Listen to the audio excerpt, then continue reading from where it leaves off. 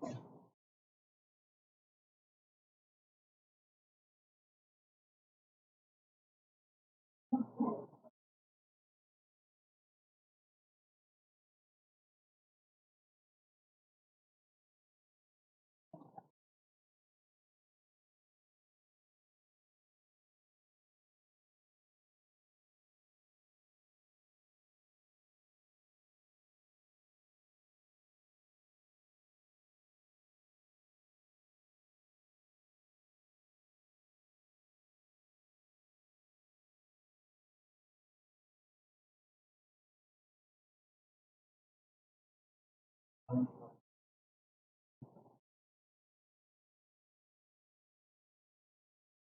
thanks.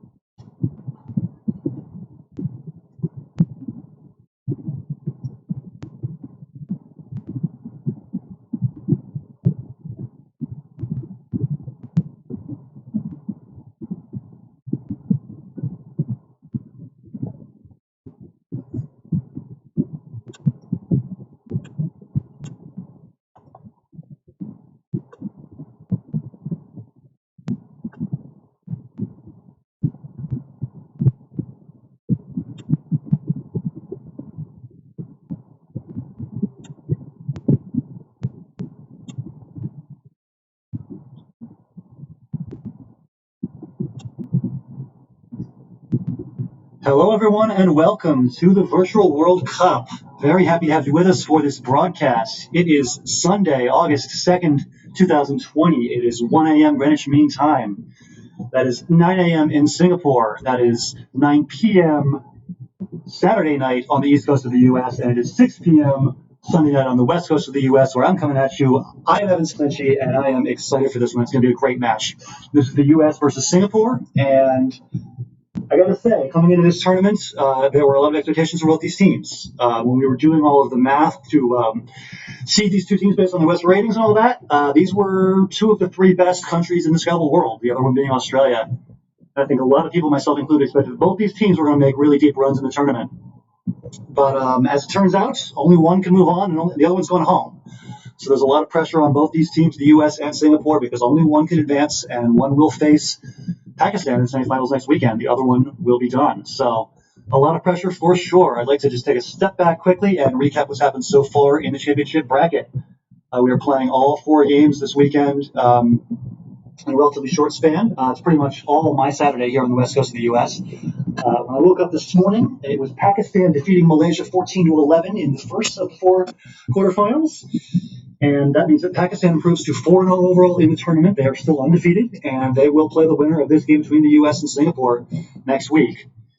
The second match in this weekend's quarterfinals between Canada and Ireland was an epic battle. I believe that all 5 rounds of the match were decided 3-2.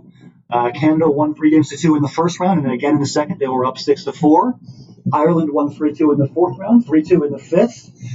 And if it was a 10-10 tie going into the final round, and then I believe Canada and Ireland split games 21 through 24, it all came down to the final game between Tony Leah and Rick Kennedy, and that's when Tony, on his birthday no less, busted out Mesquite for 137 and won his final game by 4 to seal the victory for the Canadians. So an incredible win for Canada, and they will advance to the semifinals. They will play the winner between India and Australia. But for now, let's focus on the game we're going to be watching tonight between the U.S. and Singapore.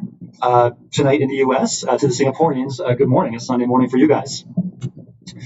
So the starting lineups for this match are going to be, for the U.S., it's Conrad Bassett-Bichard, Jesse Day, Austin Shin, Will Anderson, and Dave Wiegand.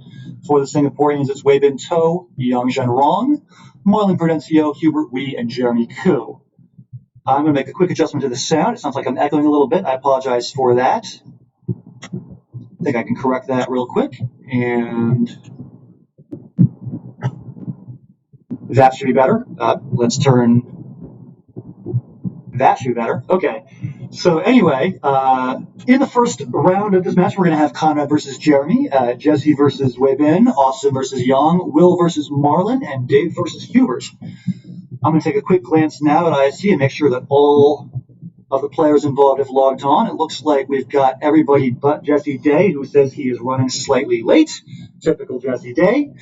We're going to go ahead and get started with the match, though, and hopefully Jesse can show up soon.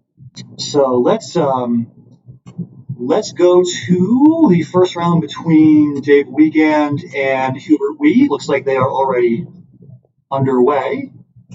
If I could just alphabetize those tiles. If I can remember how. There it is, alphabetical.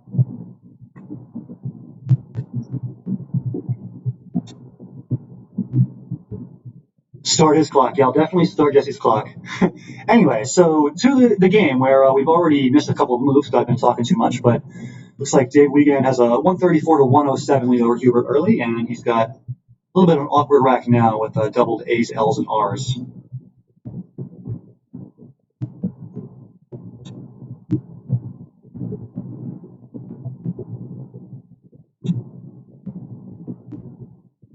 Looks like we've got Wei Bin in the chat saying, show up, Jesse. Wei Bin, are you playing Jesse in the first round? I already forgot. I bet you are. That's probably why you're here.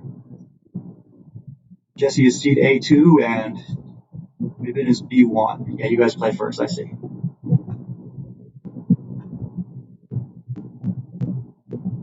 Benji, can you sub in? We believe that Jesse's going to show up, so let's just give him a couple of minutes. He claims to be en route. He just texted me, so we'll see how that goes.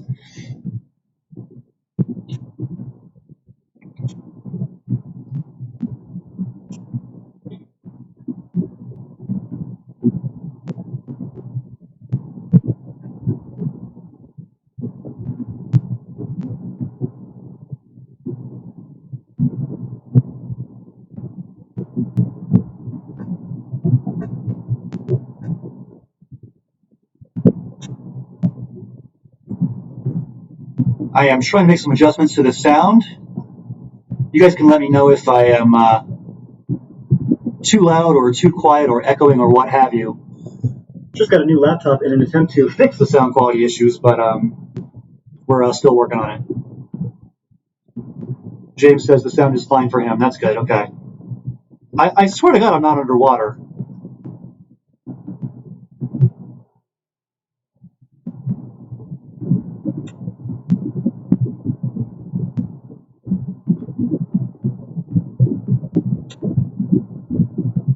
I can make one quick change and see if it'll help, but let's check something.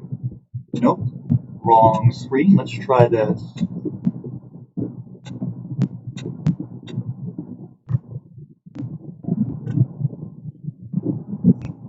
How about that? Tell me whether it's better now or worse now than it was 5 seconds ago. We just switched audio inputs.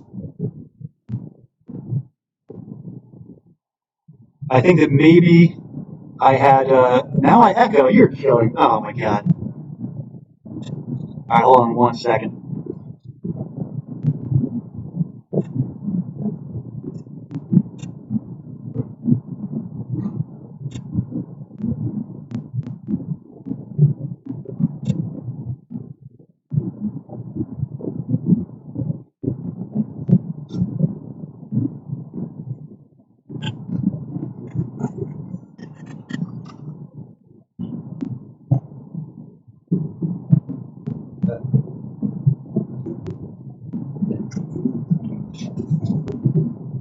All right, different headset. Gonna try that out. Tell me whether that is better or whether that's worse.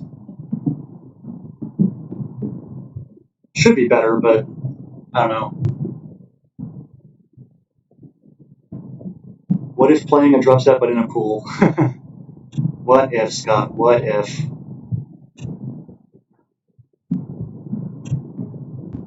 Better, but still some echo. Okay. Does Horn Lake take a T in front? I believe that it does.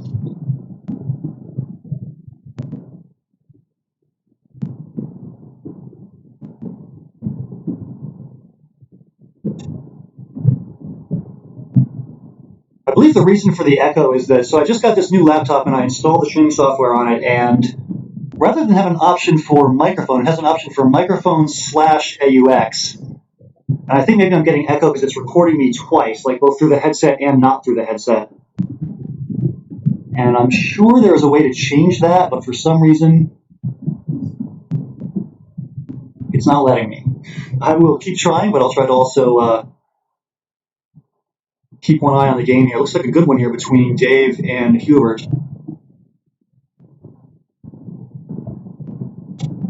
Wait a minute, I swear to God that Jesse claims that he's showing up. He's in the middle of a road trip, I believe, from Boston to Houston, Texas, which is like, 3 or 4 days of driving.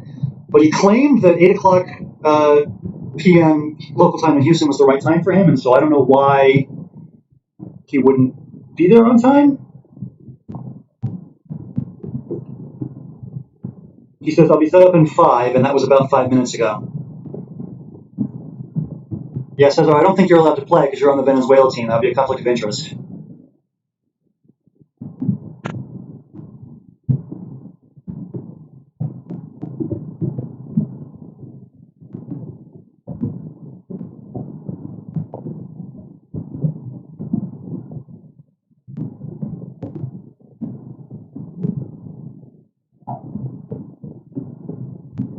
So anyway, I'm going to try to fix the sound, but also try to keep an eye on this game the best I can. Looks like Dave with a small lead here over Hubert, 302 to 280. And it is Dave on turn with a rack that looks a little bit tantalizing, but is not quite a bingo. Needs the N for attorney. Oh, but he does play the T-hook on Hornlike. He plays Thornlike and Odie. O-A-T-Y. That's good for 49 points and a nice lead. Hubert holding a little bit of a vowel-heavy rack. He's going to be in trouble here. Jesse Day still not set up. He just told me, hey, sorry, I'm almost online. It'd be one thing if it were somebody like Dave or Conrad who can play fast, who's holding us all up, but when it's Jesse, you're just going to slip on the match doubly because he's going to finally show up and then play his game really slowly and make everything even slower. So looking forward to that, huh?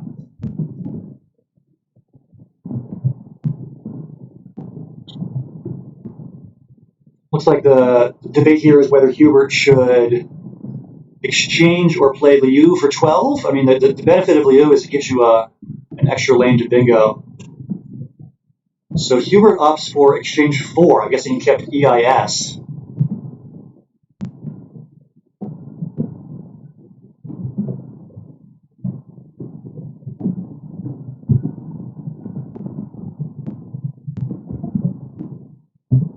So Jesse is actually not in Houston yet. He's on the way there, and he's at a hotel in Nashville with internet trouble. That's great. So Benji, we will keep you posted on our need for an alternate, which might be a thing here.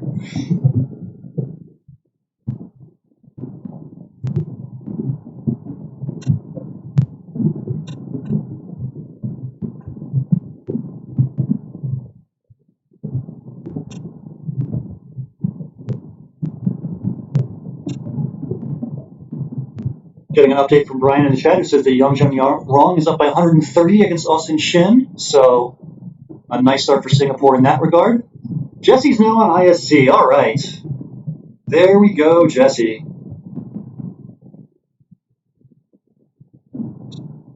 Yeah, definitely. If there's one person you could want to have on your side in a game where you're running out of time and your clock's been started, Jesse's a good candidate for that. But unfortunately, there's no starting clocks on ISC. We can't really enforce that.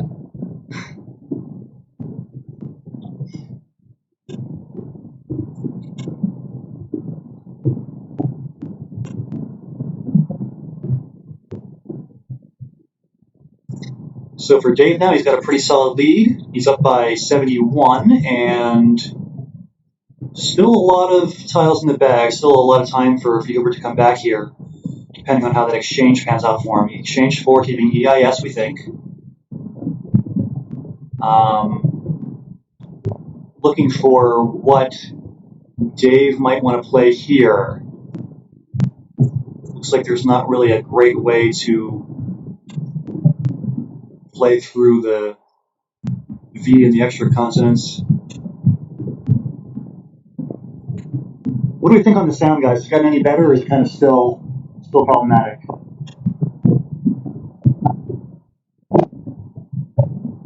Let's test that again. Actually, we just changed one setting 2 seconds ago.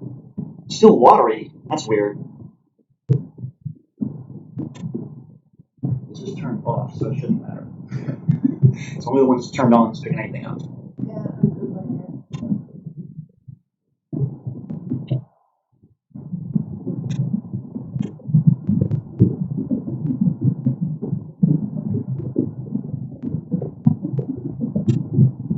It's weird how we're getting a mix of different responses in the chat. Like WTF and James both said that it was okay, and then others are saying it's getting worse.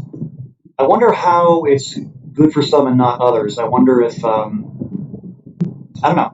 I don't know what that's about.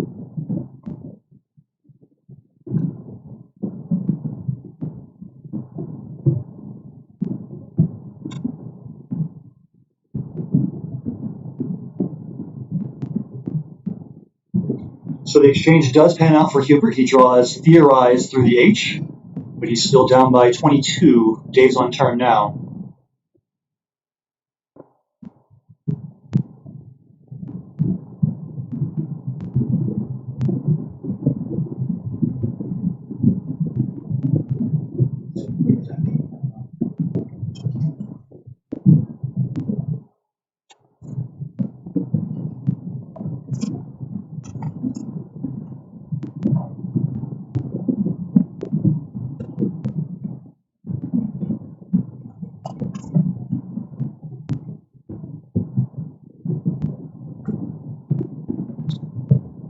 We're going to keep experimenting with ways to fix the sound.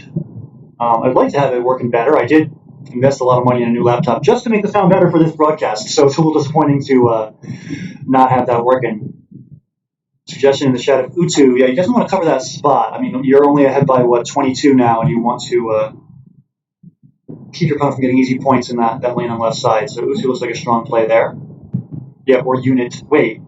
Oh yeah, unit at 1H, not 1F. Still better than last week. Yeah, thank you. I appreciate that. If it was not better than last week, it'd be a major problem. But no, we got this laptop yesterday. We tested it out. It worked well. So it's very strange that it's being screwy with us now.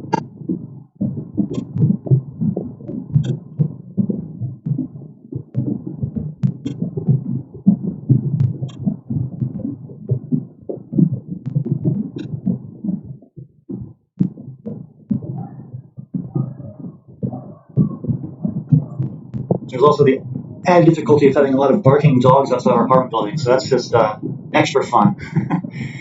In any event, a very close game here between Dave and Hubert.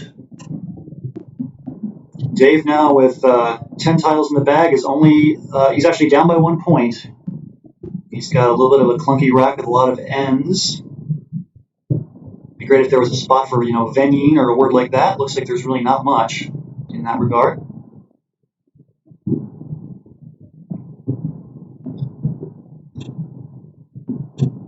Whoops, let's not minimize ISC. Sorry about that.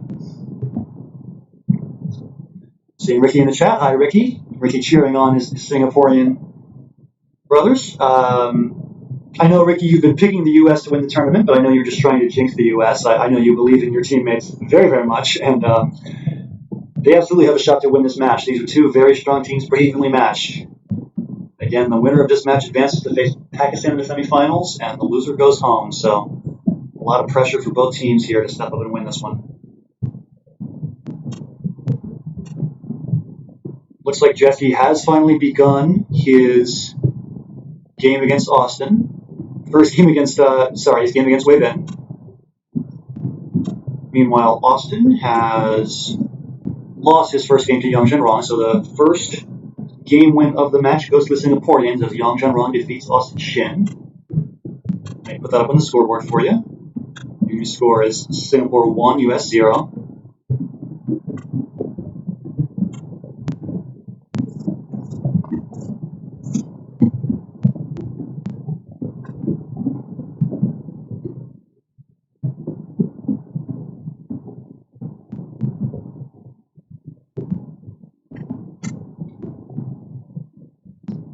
Let's experiment with one more thing. Let's try, instead of using a headset, just talking right into the laptop. Is that better or is that worse? What do we think of this option?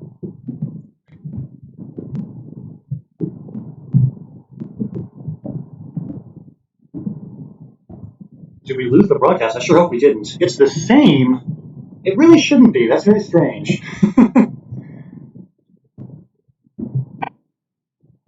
Do I have my mic added in OBS settings audio as well as somewhere else, possibly? That would certainly make sense, but I'm looking at my audio mixer and there's only two things there. One of them is the desktop audio and it's muted. The other one's my mic.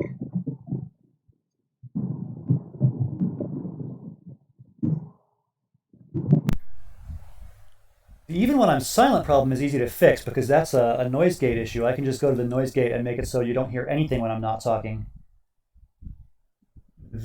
It's fixed? Are you kidding me? That's very strange. I didn't do anything other than plug in the same headphones that weren't working earlier.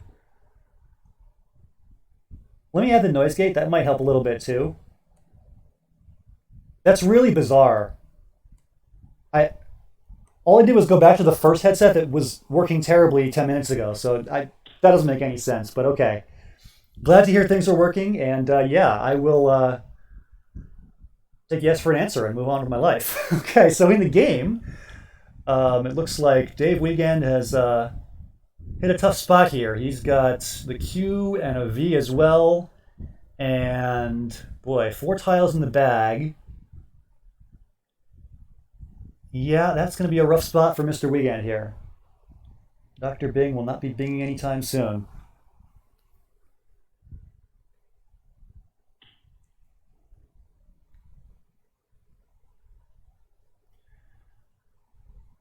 So in this position, looks like Dave's just going to ditch the Q. And now it's back to Hubert, who has the second blank. I don't believe there's a bingo in this rack. I don't have the bot set up on my stream because I don't know how to do that. But if somebody wants to add bots, maybe Benji or somebody can handle that. That'd be great. I don't believe there's any bingo needs. Oh, we have the bots. Okay. Bun faces. Need a C or an L for club face. I don't believe sub face is a word. I suppose I could use the bots myself, couldn't I? Oh no, I'm not signed in. Look at that.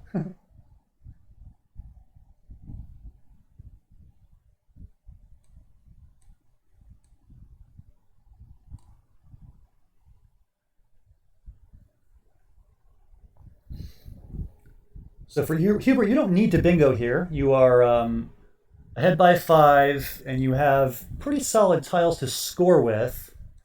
I wonder if there's a way to maybe play off 2 tiles and score well, leave 1 in the bag. That might be fine. Although that's not very easy to do either. It's a weird position. There's not a great. I mean, you could just play fun, keep A, B, C, E, and hope to. No, that looks pretty terrible. What do we think in the chat? Is there a way for Hubert to score well with 2 tiles? Or he could just try to race to the end of the game. If he tries to play as many tiles as possible, he's only got to play 10 tiles total to go out. He could go for like a long play this turn and a long play next turn. Although that's not easy to do either, really. You don't want to burn your blank for a 20-point play if you can help it. There are no 5-letter words in his rack without using the blank.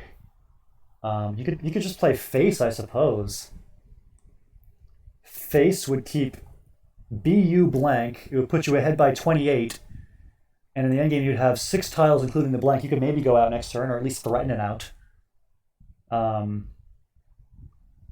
I don't know. That seems wrong to me. It just doesn't feel like a play that's very good, but I don't know what's better. Dave can still bingo out. That's very true. Dave can bingo out. It's a little bit of an awkward pool because there's only 3 good consonants with the D, N, and S, and you kind of have to have all of them to have a bingo. Unless, I guess there's words with the V or the Y maybe, but not very many of them. Yeah, there's not that many bingos you can have. There's what, Sanadine. I don't know. I think the most likely way this game ends is with both players trying to score as much as they can and just kind of outrun in the end game. I don't think there's like a way that Hubert can fish effectively, and I don't think that there's a way that Dave can bingo without a blank. At least it wouldn't be very probable. I mean, there's things like Sanadine, but there are just not that many scenarios that hit. Hubert definitely using a lot of his time on this turn, as well he should. Almost obfuscate, that's cool. Obfuscabe. Ooh, Andrew points out fabric for 41. That's a very nice play. Didn't see that. Yeah, so you burn your blank, you score 41, and you got 5 tiles for the end game. There's a lot of vowels you can draw. You're in trouble if you draw, EEI or something. But 41, hard to argue with it. You'd be ahead by 46, and 46 is a pretty hard deficit to outrun without a bingo. Even if you get 2 plays, it's still hard. So yeah, fabric definitely a good idea. Is fabrics good? Yeah, it should be. Yeah, it does leave easy counterplays. Literally easy, as you point out.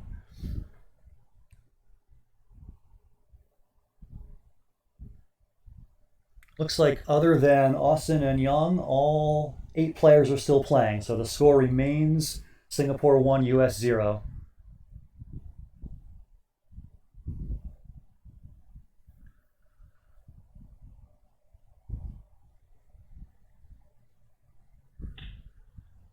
So Tub is the choice from Hubert. He is going to go for the bingo out. And oh, Dave's got a bingo on his rack. He's got Advines.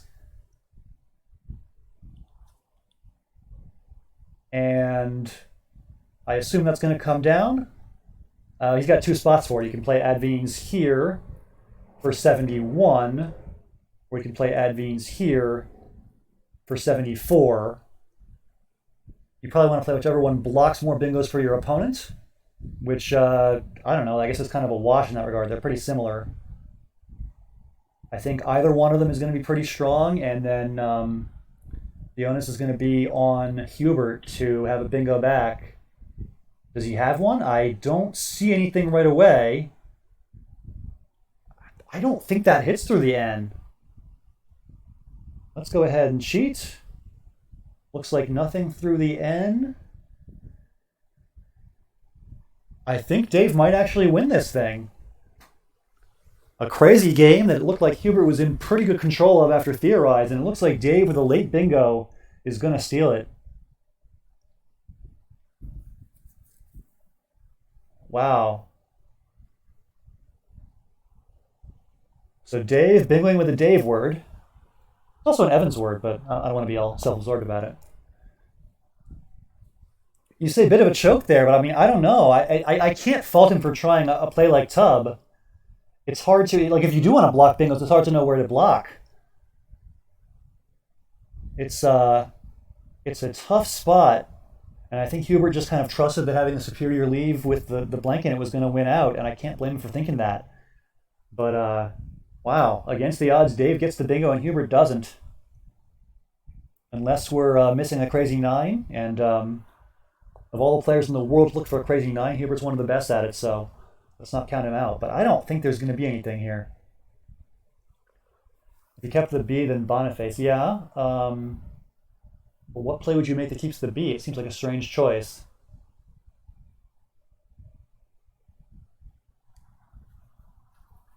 So Hubert's down to his last 40 seconds. He's got to pick something quickly, and I suppose we will have a final score before much longer.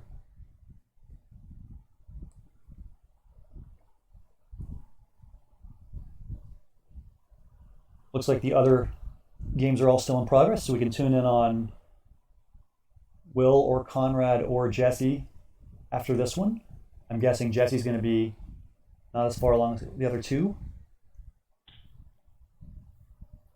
So Hubert goes with fairies, and now Dave just got to go out with his Y, which he's going to do pretty easily. So in dramatic fashion, Dave Wiegand seals the win from Hubert Wee in round one, 523 to 480, your final. Getting word that Will has started game two. Oh, that's why it looks like all 8 players are playing, because they're playing some round one and some round two.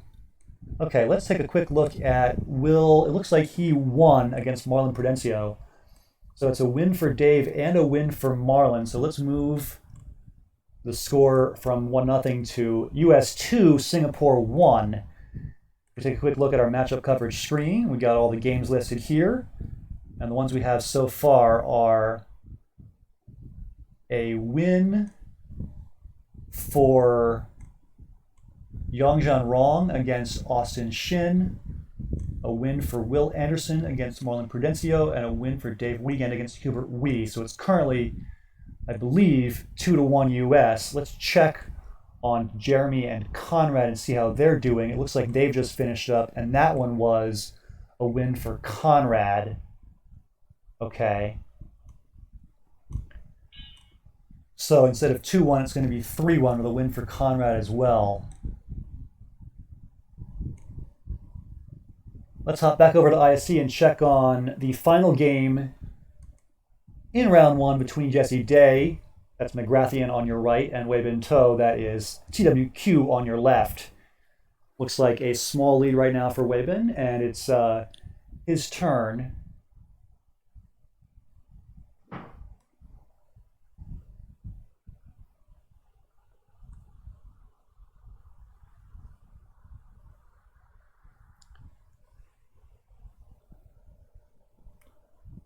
So it looks like Edifier just came down for a pretty big score.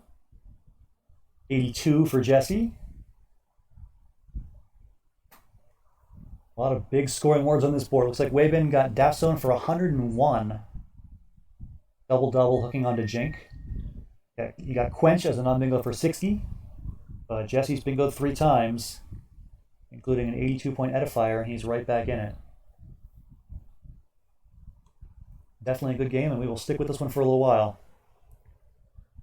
James in the chat saying Team Scrabble is a very viewable Scrabble format. I agree with you. I think that a lot of the responses I've gotten to this tournament so far have been very positive toward the format, and especially the team-oriented format. I think a lot of players really enjoy playing for their country. I think they enjoy the camaraderie with their teammates. I've heard a lot of stories of teams starting up group chats and WhatsApp groups and Discord groups and all that stuff. Like everybody loves to kind of convene with their friends and have a nice team bonding experience. That's kind of been a big driver of what's made this tournament so fun for everybody, I think. So anyway, it looks like Weibin is pulling away a little bit. It's 350 to 304, and Jesse's got a little bit of an awkward rack here. Benji, you're falling asleep. It's only 9:30. You old man. Oh, you're talking about Jerry's stream, the one that's at like 4 in the morning your time. Okay, that makes more sense. Benji, you could sleep now for like 4 hours, and then you'd be up in time. But maybe you don't want to do that. Yeah, Brian says that Hoi should clean up the rack, Hoi. Seems like a decent idea. Oh yeah, so you have Hoi here, and that score is 28. That's totally reasonable, keeping AIRT. Little bit of an awkward pool. You look at the consonants in the bag, there's both B's, an F, a G, W, and 2 Y's. It's a whole lot of clunky stuff. So like AIRT could hit, or it could turn into some weird stuff. A lot of ways that could go. He's going to choose Hioi instead of Hoi, getting rid of an extra vowel. And it looks like Rossity is the word on Weibin's rack. Don't believe there's a spot for it, though.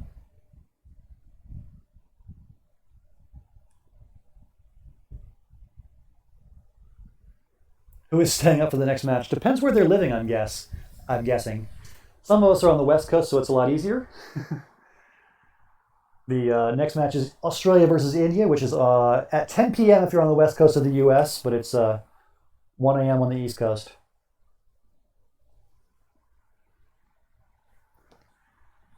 I have big respect for anybody staying up into the wee hours of the morning to watch this tournament. I'm doing it, but that's because I direct it. So what to do with this unplayable Rossity if you are Weibin? Oh, Jeremy in the chat. Hi, Jeremy. Yeah, Singapore off to an okay start. You're down 3-1, but Weibin's got the lead in this one, so it could be 3-2 if he holds on here. This match is now called the wee hours. I am sighing at your pun, Benji. Sighing very loudly.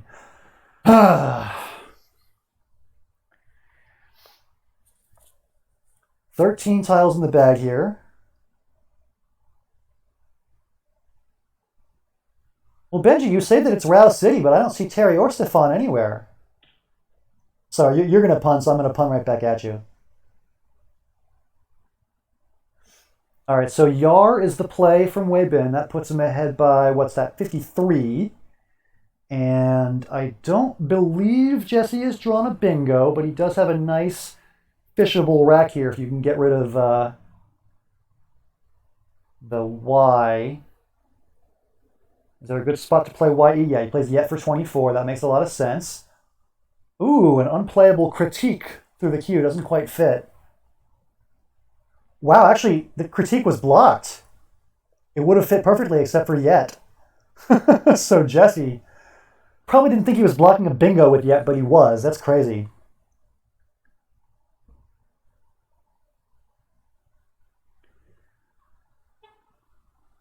So CEIIRTU. A great rack when there's a queue you can play through. Not so good when there's not. Weibin ahead by, what's that, 29 points. Doesn't need to bingo, just needs to keep scoring and outrun here. There's a lot of interesting consonants still to be drawn, so a lot of ways this can go. You don't want to be bogged down by one-pointers and just let your opponent outrun you here. That's the trouble. Weibin chooses Sit. I suppose that blocks a lot of things. It blocks bingos through the S, and it blocks a lot of other possible spots he could have bingoed. As it turns out, though, I don't believe Jesse has anything. He's just looking to keep scoring. Boy, he's down by quite a bit, though, now.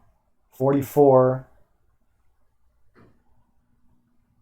If you want to get real desperate, you could consider just playing if and hoping that your opponent doesn't have the S. You could draw the S yourself and play Gasters, but I don't know. That might not be warranted in this situation. There might be like a less crazy way to set up a bingo here.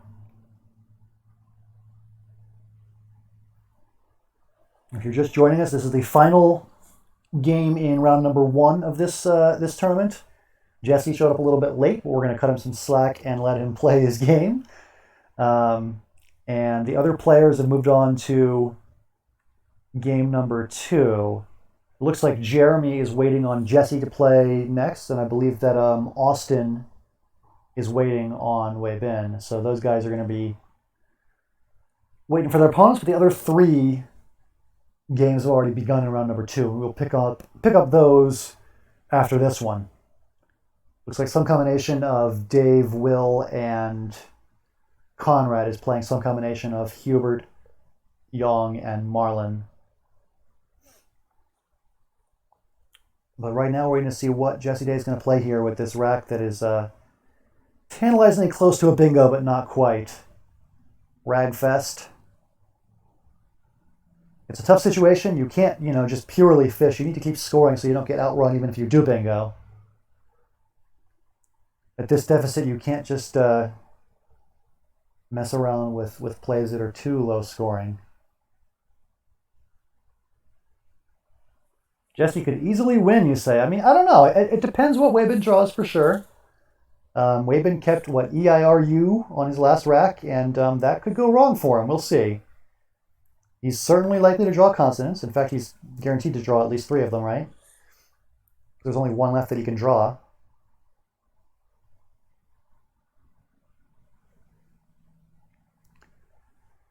Sounds like Jeremy's doing that reverse jinx again. The Singaporeans love doing that. You can just pump up your opponent and jinx them, and then you're going to be just fine. I see the strategy. Ricky does that too. Jesse getting a little bit low on time. Just over a minute to go for him. Yeah, maybe if is the option that he should go with. There is the less crazy version of if, where you just play if here. That's, not guaranteed game over if your opponent has an S, but actually it's probably game over if your opponent has an S either way. You might as well play the more desperate one, I guess. It's like either way, if Wei Bin has the S, he's going to slam the spot you set up, and you're just going to be kind of out of luck after that.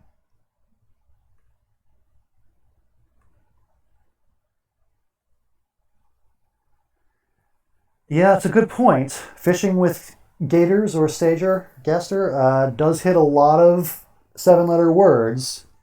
I think the concern is more just like, what are you going to do if Wei Bin blocks, which he almost certainly will. Oh, Fa is a nice choice by Jesse. It forks open 2 places to bingo. He can bingo in line O or line 15. I like that a lot. Jesse does have 20 seconds. That is the downside of his situation here. So he fished with EGRST. And yeah, he drew a couple more consonants, which we knew was going to happen. We knew that there were a lot of consonants to draw.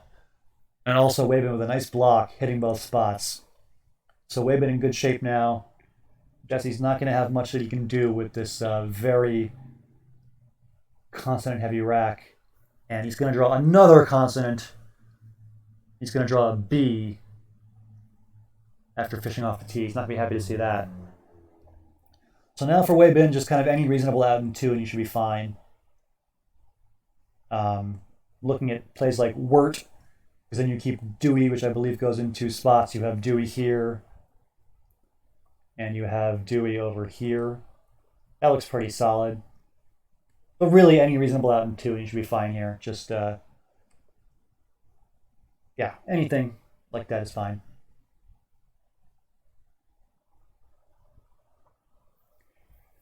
Yeah, it's a great point that Wei Bin keeping EIRU made a lot of sense with that pool full of vowels, or pool full of consonants, sorry.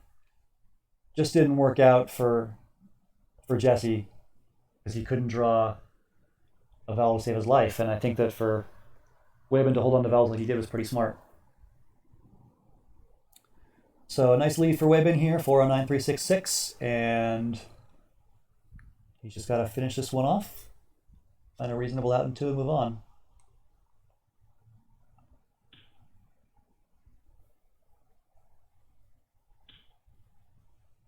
Jesse quickly playing Beggs, leaving 1 second on his clock, and he's got BRS as his last 3 tiles. Huh.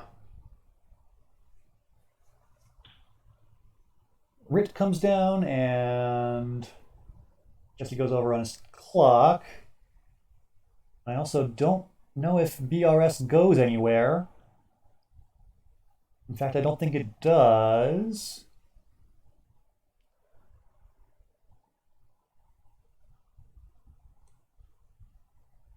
He could play Star, forming Czar.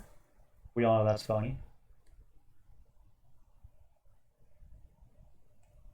Jesse down to his last 30 seconds before he forfeits. A forfeit would be a... Oh, arbs is a word. Good job, guys.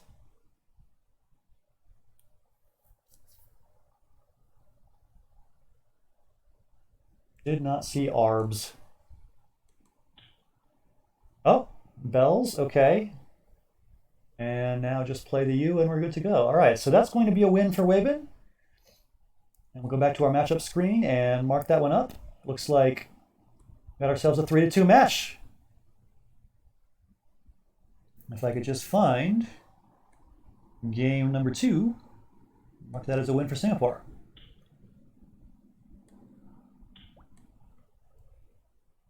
So it is going to be the US 3 and Singapore 2. Go ahead and fix that scoreboard for you. And let's see if we can pick up a game from round 2 already in progress.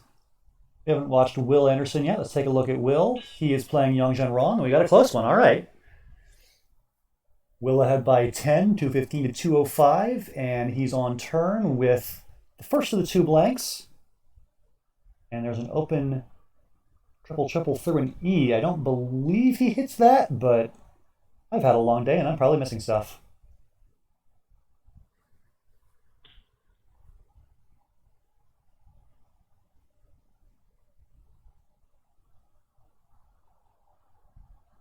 So Ward from Will, just taking out the triple and keeping the blank for later. Seems pretty strong. Pretty constant heavy rack for Young, but he plays through a twofer. That's a nice play. Through the T and the O disconnected. Scores 36. And back to Will, who I don't think is going to bingo into the G or the H here in Foe. I don't think he's going to have anything here. It's a tough board for bingoing, but that's okay. Will can just kind of hold on to his strong leave with the blank and bingo later if he wants to.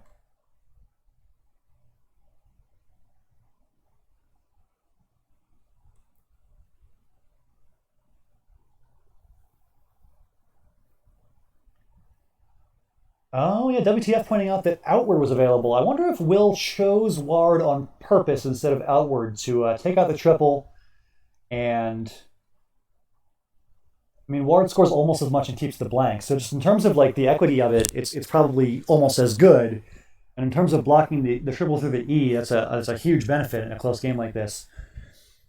When the board is pretty closed and there's only one great spot, you want to take that one great spot.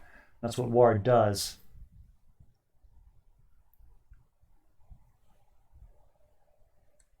Okay, it doesn't score almost as much. You're right.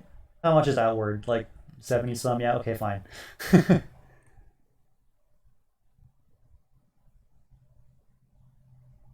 Yes, the age-old debate. Do you prefer open boards or closed boards? I don't think there's any one correct answer. Everybody's got their preferences. But definitely there are people with strong opinions on both sides. Will's getting pretty low on his clock. Still 18 tiles in the bag, and this could be a close pre-endgame, so you don't want to use up all your time too early.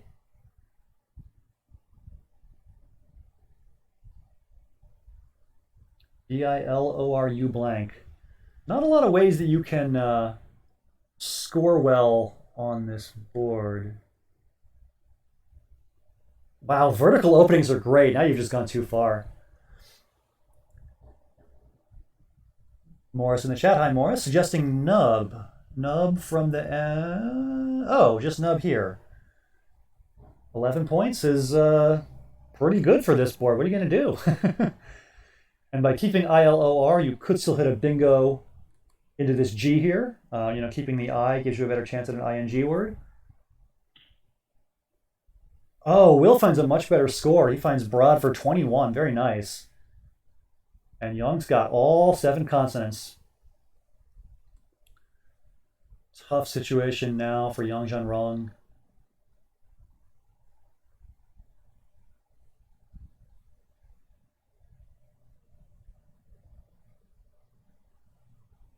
I honestly didn't realize that other countries didn't have like this vertical openings debate. I thought that everybody in the Scrabble world had this like strong dogmatic view one way or the other, but maybe not. So repots, another nice play from Young, just getting rid of consonants and scoring well. Yeah, I mean, he had only one vowel, a twofer, and scored 36. Anyway, finally, there's a bingo into that G. Will finds diluting for 60, and Young has minored on his rack, which I don't believe bingos through any of these letters in diluting. But let's double check on that for sure. Dormient doesn't fit, and yeah, the other ones are not going to work. So maybe this is a situation where you want to find an overlap. That's not easy either.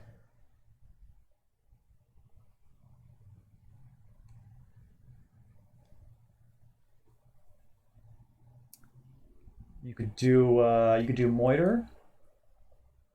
36, keeping DN. That seems decent. I guess you could also just play minor if you want to blow up the rack, but with 5 tiles in the bag, it'd be great if there were like a nice 5-letter word you could leave one in the bag with. Yeah, 5 in the bag. I noticed eventually. Had a long day. I'm tired.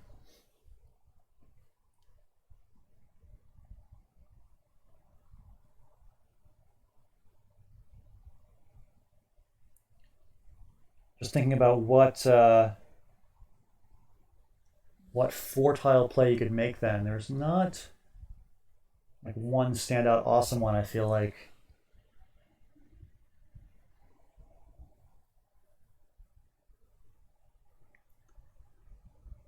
There we go. Let's get all the phonies out of our system, Cesar. How about moped? I think you probably want to take that triple. I mean, if you play moped and just give your opponent a free shot at that triple, that's going to be scary. Yeah, that's a nice play. Mund.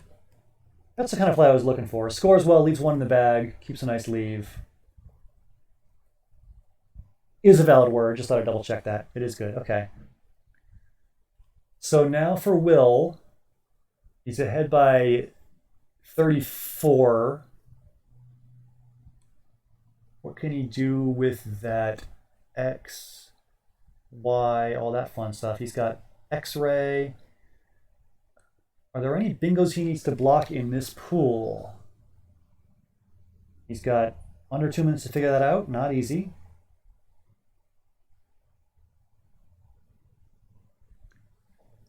There could be Lionlier if the D is in the bag.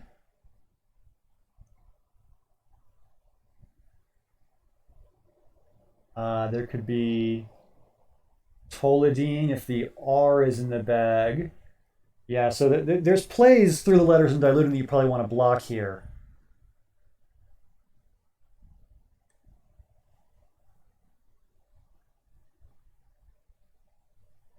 But how to do that is a little bit tricky. You probably just want to save the X and try to score with it next turn after you block the bingos. Maybe you just, I don't know. You could play Ami, keeping RXY blank. If you draw another consonant, though, that could be trouble. I don't know. I feel like a play like that, though, that scores decently and takes out the... Oh, yeah, XI. Okay, there you go. That also blocks, and it keeps a nice leave. Turns out that Young didn't have anything. He didn't have Toladine or Lionel or any of those. So it looks like Will's going to be safe here. Oh yeah, it didn't block Lionel. That's true. Well, then it's lucky for Will that Lionel was not the word Young had.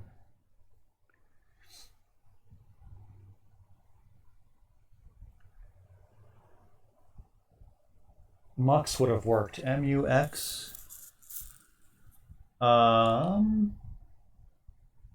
Mux where? Oh, just through the U, just playing two tiles. I see. Yeah, that's not bad. Lux, Lionel, or Toladine. Yeah, okay, that works. In any event, it looks like Will's going to survive despite leaving Lionel available. A little bit of a lucky break there for him.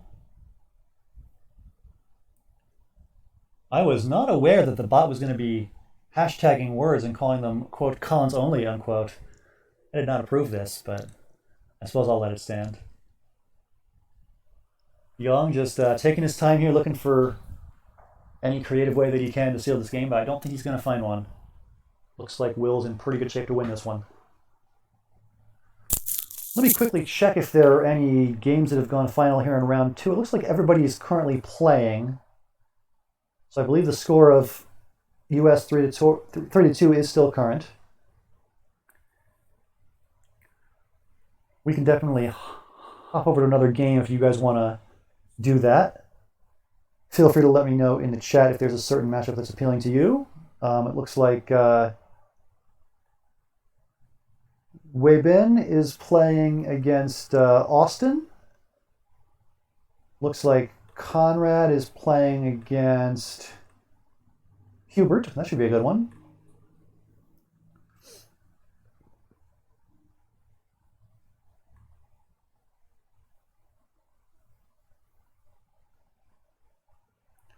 Yeah, Young taking his time here, but I don't think he's going to find anything.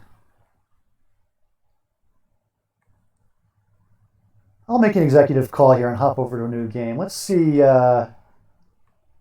what's going on with Conrad and Hubert. Oh, here we go. Okay, we got a close game between these two. With Hubert up by 5 points on turn, he's holding a blank. Hubert should take a nice lead here after his bingo. We'll see what Conrad has, though. Conrad's last play was VAT for 27. If he's got an okay lead and a chance at a bingo himself, this game could be close after all. We'll see.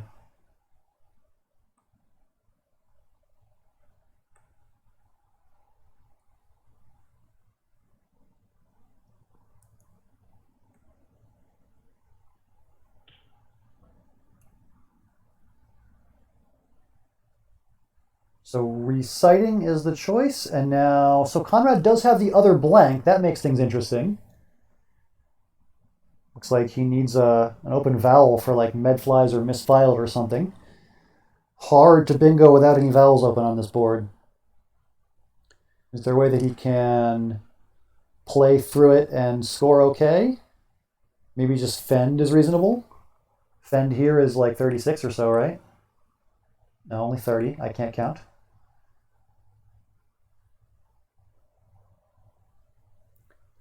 Not sure if there's anything better than fend. And yeah, he does choose fend for 30. Weibin ahead by 45.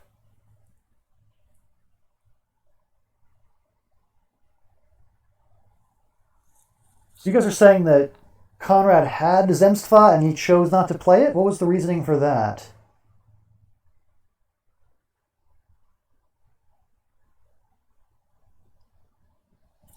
Oh, wow. Pre-sighting is not good. That's surprising, because isn't pre-sighted decrepit?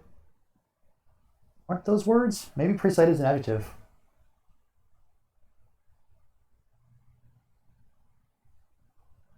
Huh. Yeah, look at that.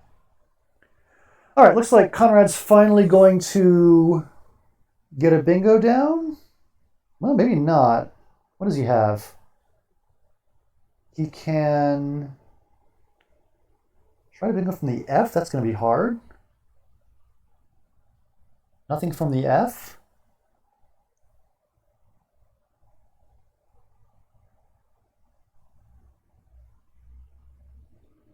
Huh. This looks like a sure bingo, but it's just tough on this board.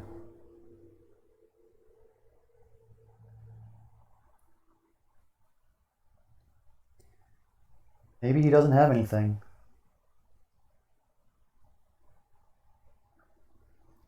Leadsman, that's the play. There you go. Tricky overlap there.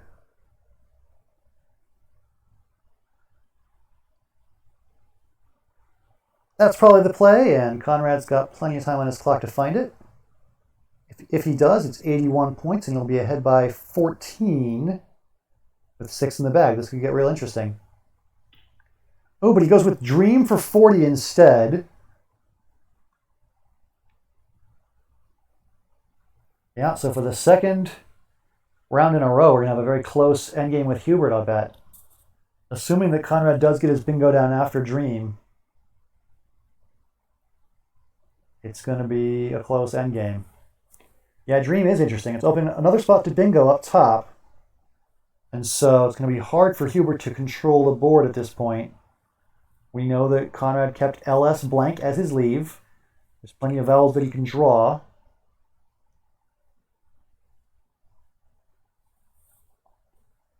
I don't think Conrad does hate this board. I think Conrad likes that he's kind of controlling the board to his liking in this situation. He wants to create a lane to bingo, and he's created himself one. I think he's in good shape as long as he can draw a bingo that plays in 2 spots, which is not that hard to do with this leave in this pool. Yeah, it looks like Mev is a pretty strong choice, and that is what Hubert chooses, but AILORS blank is a pretty strong rack for Conrad. Definitely something through that F. I see Rifolas. Oh, For Sale. That's the one. Okay. And now Erotize on Hubert's rack. Oh, and he plays Little Rose for the win. Wow.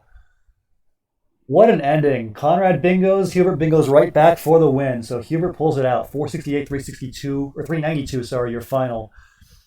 An exciting ending with both players bingoing at the end and Hubert getting the win. Let's go ahead and notch that one on the scoreboard in favor of in favor of Singapore. So I'll take our score from 3-2 to 3-3, and we should have a final score in at least one other game. Let's check in on Austin Shin and Wei Bin To. It looks like a close one between these two as well. With Wei Bin ahead by a little bit.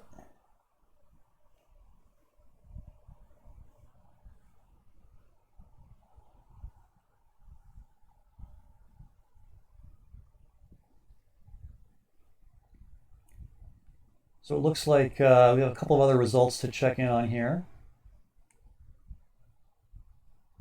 Marlon Prudencio with the win over Dave Wiegand.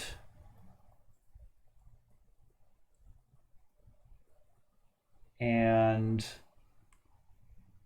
it looks like Will Anderson had a win over Yang Zhenrong. And unsurprisingly, the two guys from the game that went late in round 1 are the ones still playing in round 2. So Jesse and Wei Bin are still playing. So I will go ahead and update the scoreboard again, giving the US and the Singaporeans 1 win each. So the score goes from 3-3 to 4-4, with the Jesse game and the Wei Bin game still to come. Nice close match so far.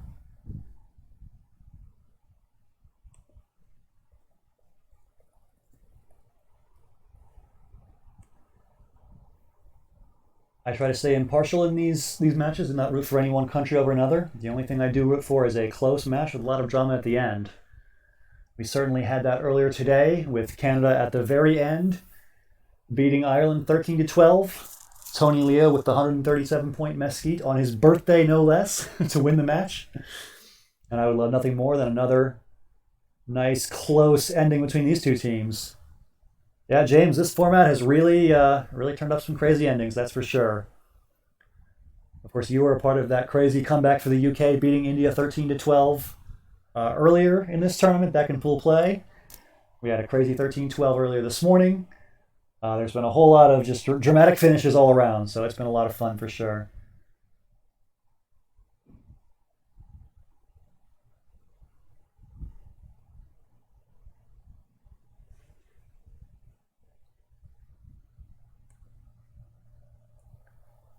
So while I've been babbling, it remains a close game here with Weibin leading by 13, 314, 301. Looks like he's got Electron that just barely doesn't fit. It makes Electron, which is not a thing. I don't believe he's got a bingo here. Carotene doesn't fit through the A. There's a bingo through the P that I forget what it is because I'm rusty, but I know it exists. Maybe it's Protense. Nope, there is no bingo through the P, never mind. That's why I'm directing not playing.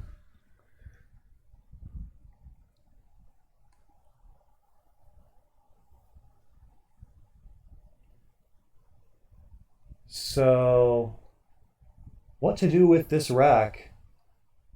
Is there a way to score through that Z? That would be ideal, but I don't see anything here. I don't think there is anything.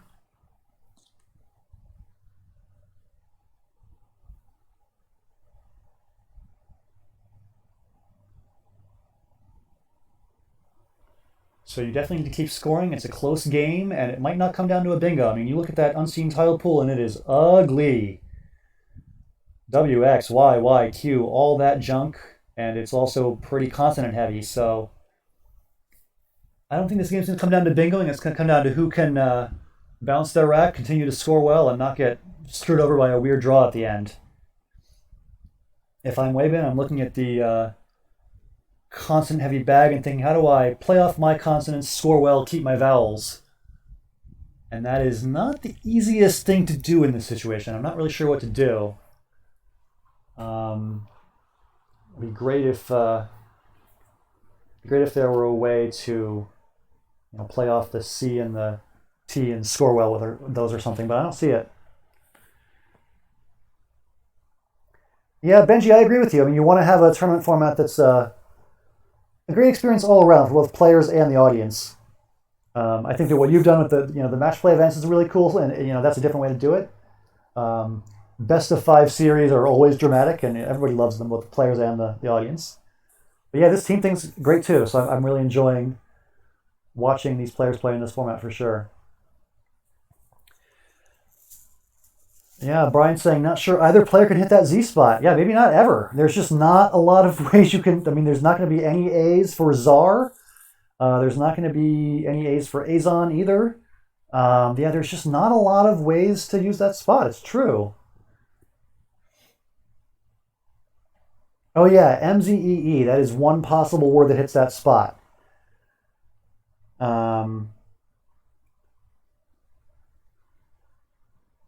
X-bomb, more of a worry. Yeah.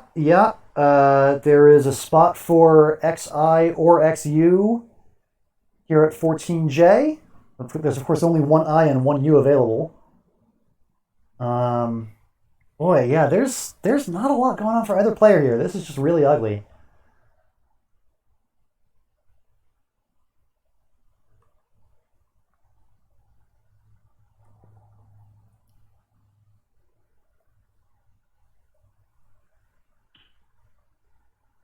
So Weibin is playing Austin, and it looks like Jesse Day is still playing his game with Jeremy Koo.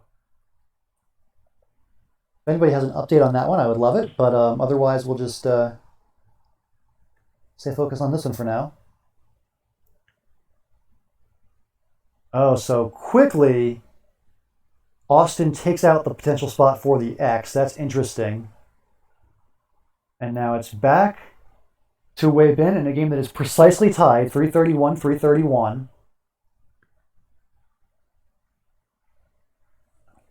So Weibin played toe,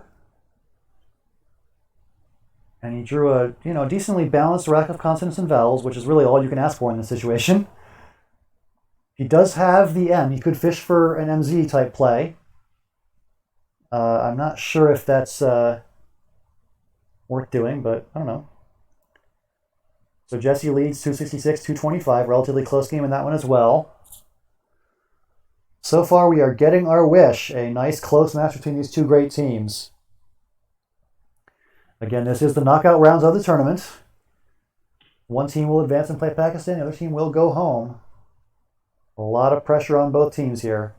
Interesting play by Wabin. He plays Cram for 8, setting up the case S.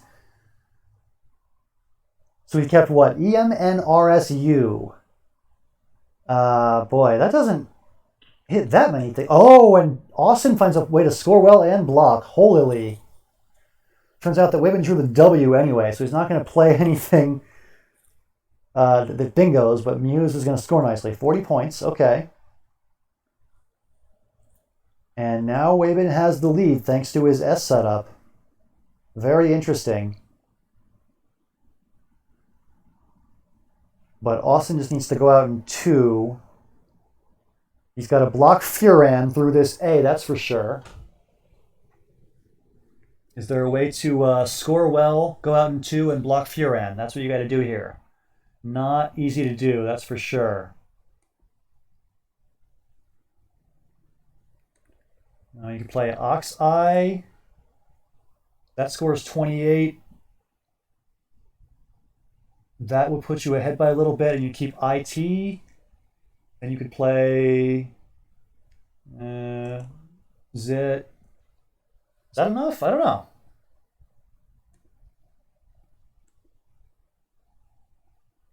Ox-Eye gives back fun. That's a good point. Yeah, so if you play Ox-Eye, that puts you ahead by only 4 points.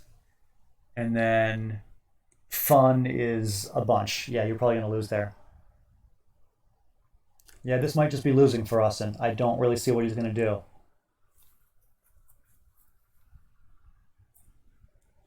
What about T-Poi? T-Poi, oh, that's not how you spell it. T-Poi, huh. T-Poi is interesting. Keeps EIX, you're probably not going to go out.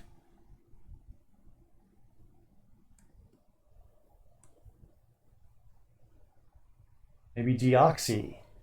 From the D... From this D? Oh, it said no, it doesn't set up tie. That makes OT. Just kidding.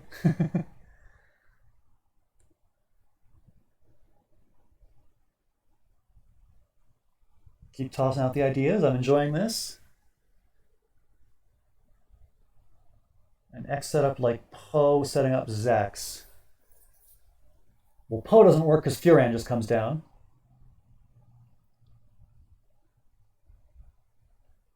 T-Poi followed by XI.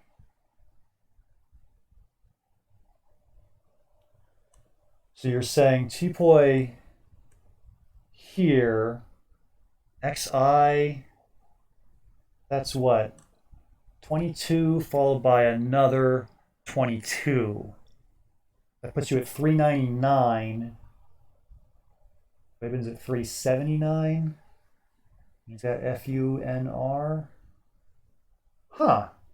Yeah, that would make it pretty close.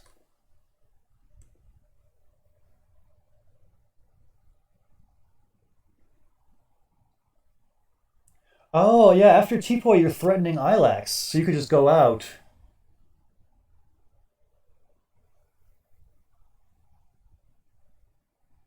Boy, lots of options here. Ricky's saying XI at 14M. Oh, yeah, XI here is 30. Yeah. Maybe T-Poi is a good option here. Austin still with plenty of time.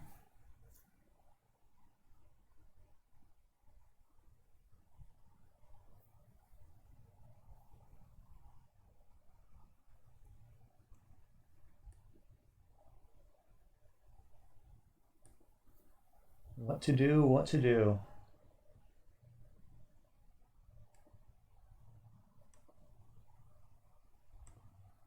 $379, $355 your score. Austin down by 24, and he's going to block Furan. That's the objective here.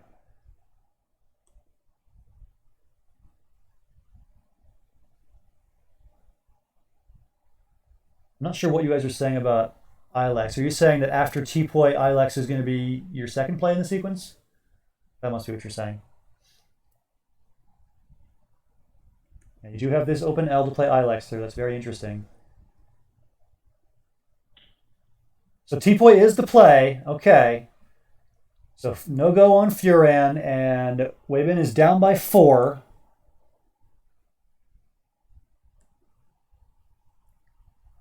Yeah, so GIF would block Ilex and score 15.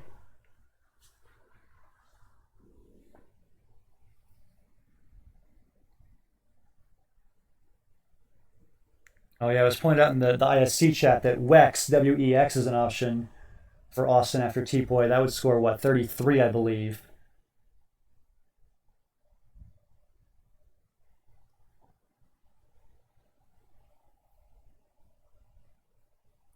So a nice play by Austin. At least I think it's a nice play. You guys can tell me in the chat if I'm wrong. But Austin gives himself a chance here, and now Weibin's got under 2 minutes here to figure this endgame out. This is not easy. Looks like he doesn't have the way to go out, and he's got to worry about Ilex now. Wow, we're giving Scott credit. Must be a really good play.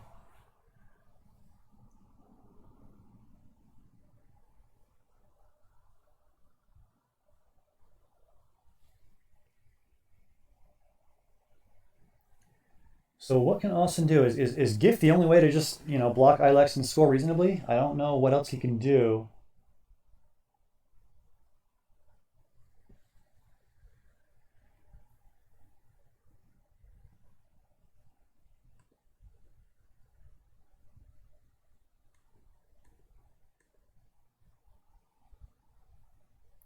Yeah, this is a tough position.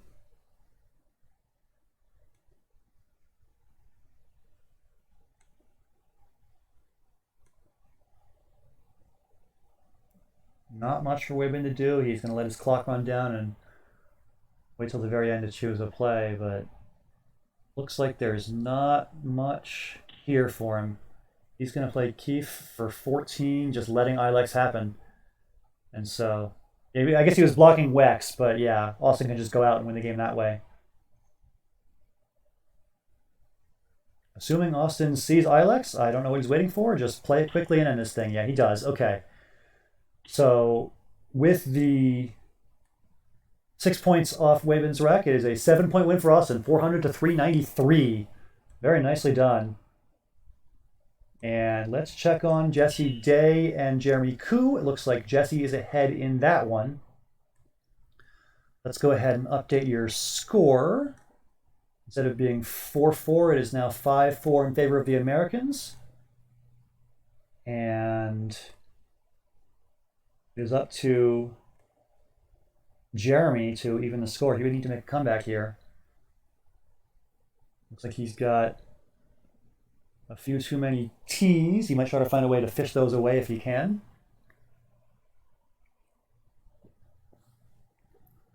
That is hard to do, though.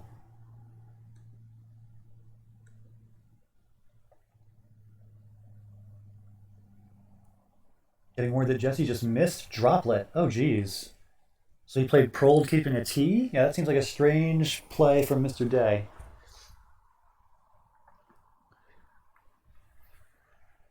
We've definitely seen some plays today that are, not perfect, but definitely we've seen a lot of entertaining plays as well. So as long as we get a good, dramatic, close match, I'm happy.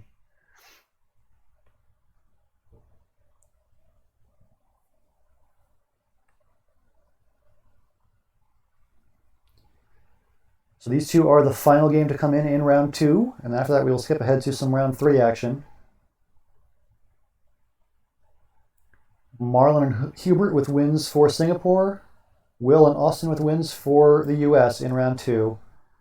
And we'll see if the U.S. can make another 3-2 round victory. Looks like they're in pretty good shape here. Tiz comes down. Oh, laptop freezing. Give me 5 seconds and I'll be back.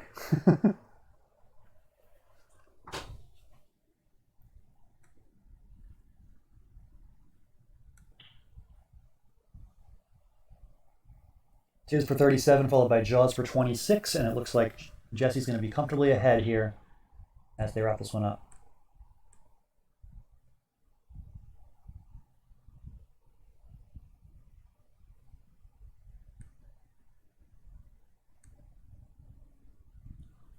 So low on time for both. Yeah, that seems to be the way it goes with these guys sometimes.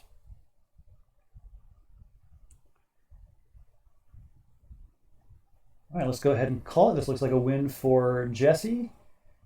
And we can go ahead and mark it on the scoreboard. It's going to be a 6-4 lead for the Americans. James, I can't blame you for confusion. We are watching these two players finish up round 2, and then we're going to begin round 3 in just a moment. There was a little bit of a scheduling hiccup with Jesse, so there's some matches that are a little bit slow, but we have just finished all 10 games in rounds 1 and 2. I'll go ahead and update you on how those went. We had Conrad versus Hubert, and that was a win for Hubert. If I could just find a way to mark that. Come on, laptop, you can do it. Win for Hubert. We had Jesse versus Jeremy, and that we just saw was a win for Jesse. We had Austin versus Wabin, which was a close one, a 7-point win in favor of Austin. We had Will Anderson versus Young Zhanrong, and that was a win for Will. And then finally, we had Dave Wiegand versus Marlon Prudencio, and that was a win for Marlon. So it was 3-2 U.S. in the first round, and it was 3-2 U.S. again in the second round.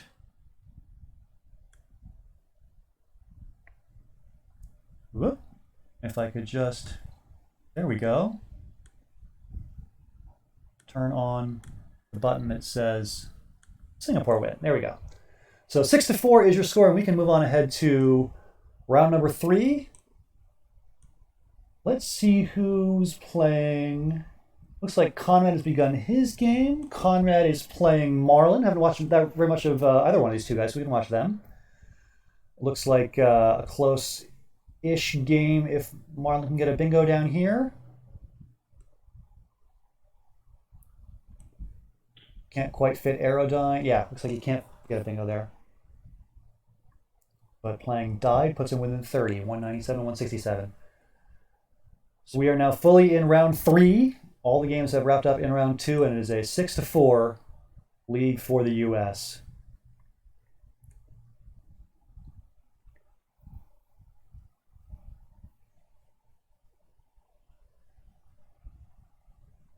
Wow, so Dave Wiegand is already about to beat Young Zhanrong in round 3. Boy, so, okay, we got some games way ahead of others then, because we're still waiting on a couple of people to start their round 3s. It looks like Jesse and Austin both are yet to begin against Hubert and Jeremy.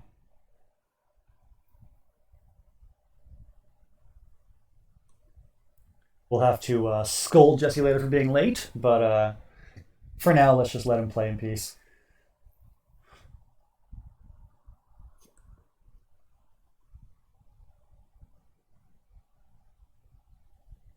So for Conrad, yeah, we need an L to bingo with tailpipe. Doesn't have the L. Seems like a little bit of an awkward rack otherwise. Not really sure what he should do in this situation. Not a lot of great ways to block bingos either, I feel like. Yeah, with these two eyes, you gotta get rid of one of them at least. Yeah, this is tough. Epitaph through the H. Ooh, that's nice. I like that a lot. Did not see. 34. Oh, and he does find it. Nice play by Conrad of Epitaph. And the rack from Marlon is Retina plus Y. And I don't think the Y is the right letter to have with Retina.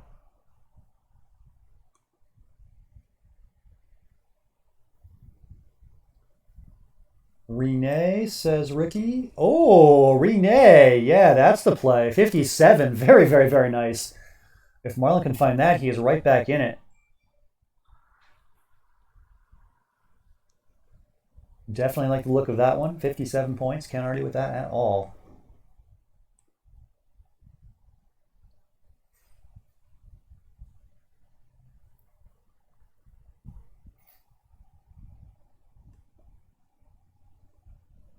It's always tempting with these racks of, a bingo stem like Retina to fish with the stem, but in this situation, it is clearly correct to play Renee. I mean, that's such a good score. Looks like he didn't see it, so Yar for 32 instead. Conrad catches a break here. He's only ahead by a little bit. He plays Glebe for 42, another very nice find by Conrad. And that's going to put him up by a bingo pretty much. A 74-point lead now, and a little bit of a constant heavy rack for Marlon. Boy, Marlon's behind on the scoreboard and behind on the clock. Conrad with over 10 minutes still to use on his clock. Aw, no beagle. Sorry, Benji. I know you love the doggos. Glebe's got the added advantage of maybe getting a 5-point bonus for the challenge. Looks like Marlon knows it, though, and will not challenge. He plays mints for 26, and Conrad draws the J and the Z. Lots of fun stuff now. He can just play Jizz right away for 38. He could also hold on to one of those two tiles, the J or the Z, and try to score well with just one of them.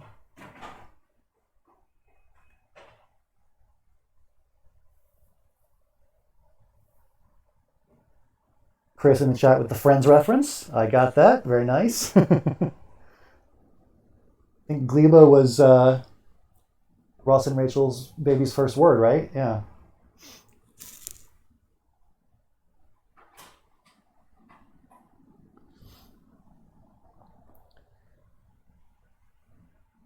Yeah, it looks like, playing this would also make it pretty hard for Marlon to open up a way to bingo in that part of the board. In addition to just scoring 38 and being pretty defensive in terms of point scoring, it's also pretty defensive bingo-wise. So he does choose it, and Marlon's got a blank. Okay. Not the easiest board to bingo, even with the blank, but definitely a welcome sight in your rack at this point. You'd love to have that blank in this situation.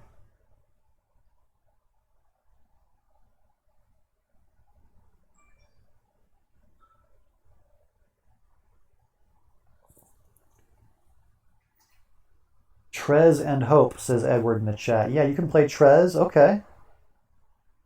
30 points, MNT blank. You can maybe draw something from this T, like, I don't know, Temulant or something. Or you could bingo into this T. You could maybe get an ing word here into this G in line 10. I don't know.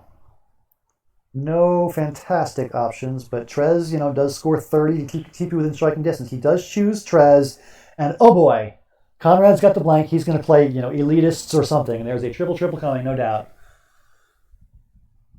So the opening is not going to pay off for Mr. Prudencio.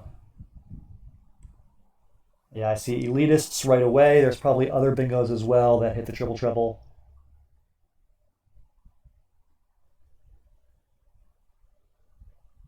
Still bite is a word. Yeah, so assuming Conrad finds a triple in the next 8 minutes, it's going to be tough going for Marlon in this one. Looks like Dave Wiegand has already finished his round 3 game, and it was indeed a win over Yang Zhenrong. And it looks like Conrad's in good shape in this one, assuming he finds his 9-timer here. So the U.S. is starting to pull away a little bit, but there's still a long way to go. 7-4 is your official score right now. We will see if Conrad can win this one. Seems pretty likely.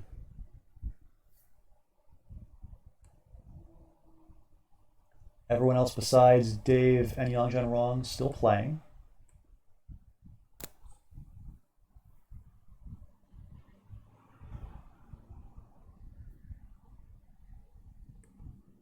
Conrad taking quite a while here to find his bingo. I have to imagine he's... Oh my god, he didn't see elitists. He plays Lintiest instead for 74. So a big break for Marlon. Yeah, he had elitists and stillbite, both options, but he plays Lintiest instead, and now we'll see if Marlon can get the bingo down with his rack. I don't see a spot for Remnant or Manrent. This might be tough.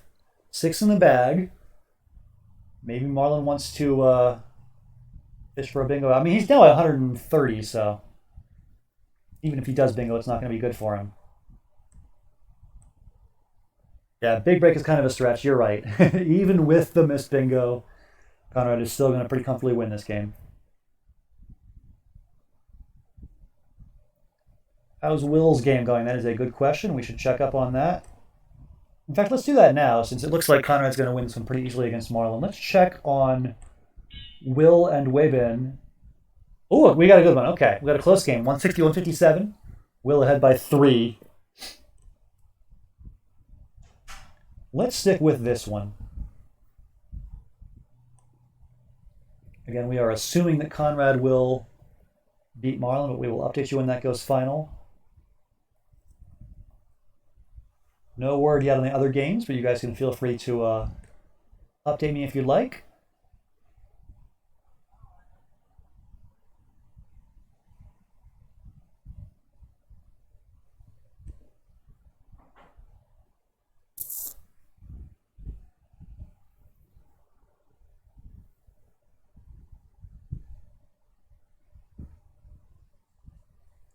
Ganesh saying the match needs to be updated. It states that Conrad is playing Weibin.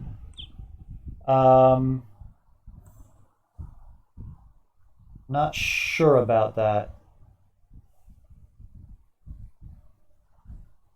Let me check on.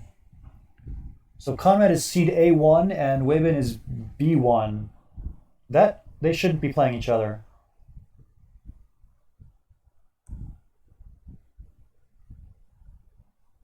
Oh no. Yeah, I'm actually not updating the matchups on. These are just the team rosters on your screen. They're not in the correct order for who's playing who. They're just in order by West for rating. So Conrad's the 1 seed and Weibin's the 1 seed for Singapore. The actual matchups are on another screen, which I'll show you in just a moment. In fact, I'll just show you the screen now. This is the matchup screen. Currently, we've got Conrad playing Marlon, Jesse Hubert, Austin Jeremy, Will Weibin, and Dave Young. So that's the matchup screen. Yeah, Dave Wiegand is the 5th seed for the Americans. That is a pretty crazy statement about the depth of the U.S. roster that Dave Wiegand is 5th. Anyway, back to the board. Looks like a close game still between Will and Weibin.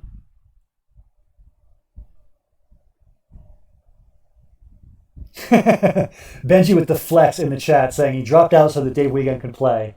How charitable of you, Benji.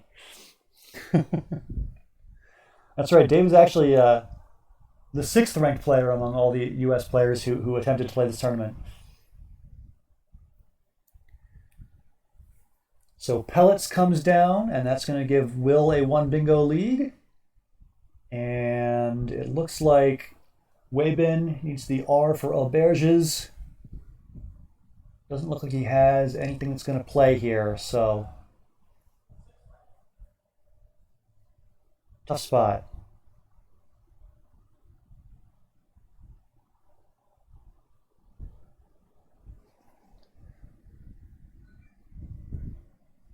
I respect it, Benji. I think if you're going to be a braggart, just be straight up about it.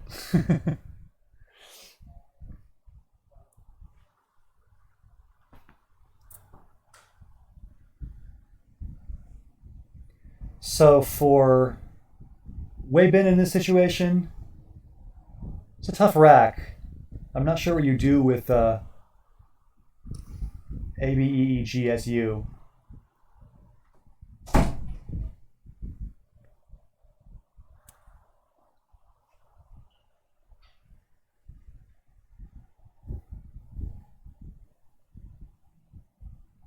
Probably gonna find a new country. Yeah, I mean, we may consider a tournament in the future that is a little bit more inclusive, so you can still play if you're not one of the top 5 players in your country.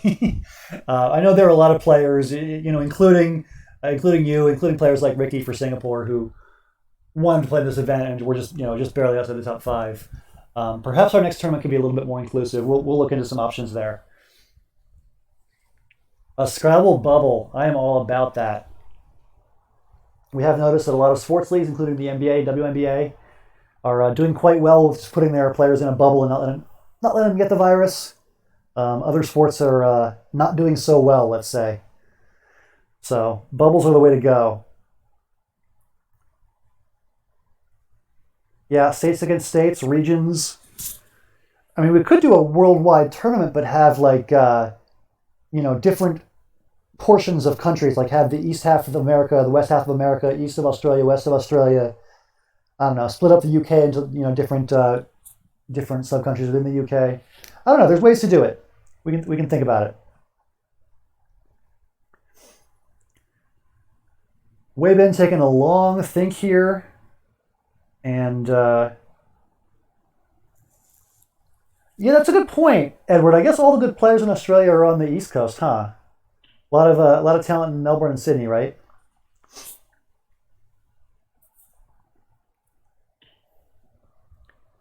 So Rosenier comes down, nice new bingo there.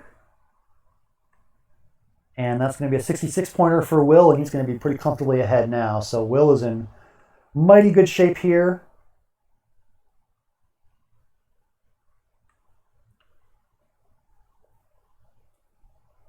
So it looks like a strong showing for the U.S.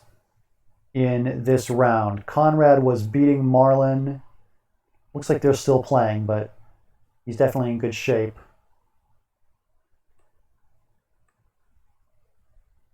Oh, wait a second. Conrad has moved on to his next game? Yeah, Conrad's playing Young Zhenrong in round 4. So in round 3, it was a win for Conrad over Marlin. I'll go ahead and update that on the scoreboard. Instead of 7-4, the score is now going to be 8-4. And I believe that's the official score right now, but I can double check. We've got Will and Wei Bin still in progress, obviously. We've got Austin playing Jeremy. That is still in progress. And that leaves one other game that I have not accounted for, and it's Jesse Day playing against Hubert Wee. Okay. So yeah, 3 games still in progress. Will Jeremy, Will Wabin, Austin Jeremy, and Jesse Hubert. So it's 8-4 among games that have gone final, with 3 more still to come.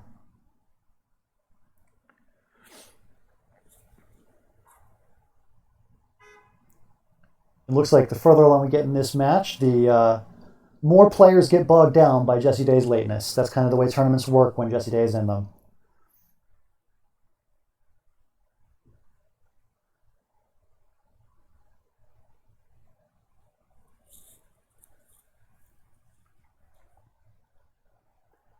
So a fascinating play of Oba. Wavin plays Oba for 5. I didn't happen to see his rack because I was busy battling. Did he have the S already, or was he hoping to draw it? Either way, it looks very, very desperate, and I guess desperate times call for that.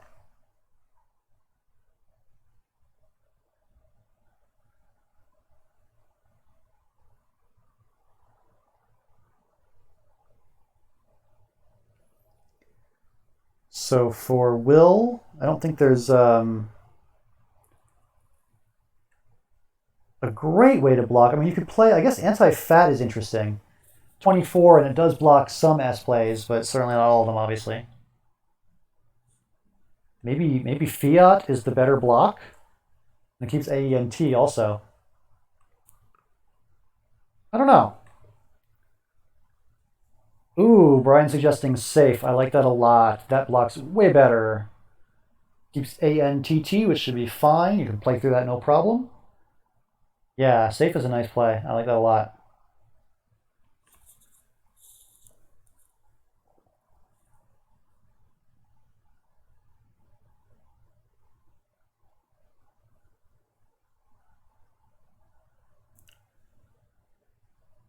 Oh yeah, you could just play if and hold the E back.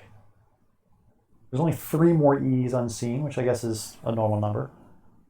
But yeah, I mean, A-E-N-T-T is a pretty good leave.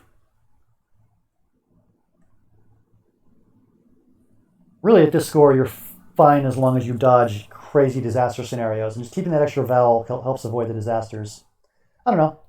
Both plays seem fine.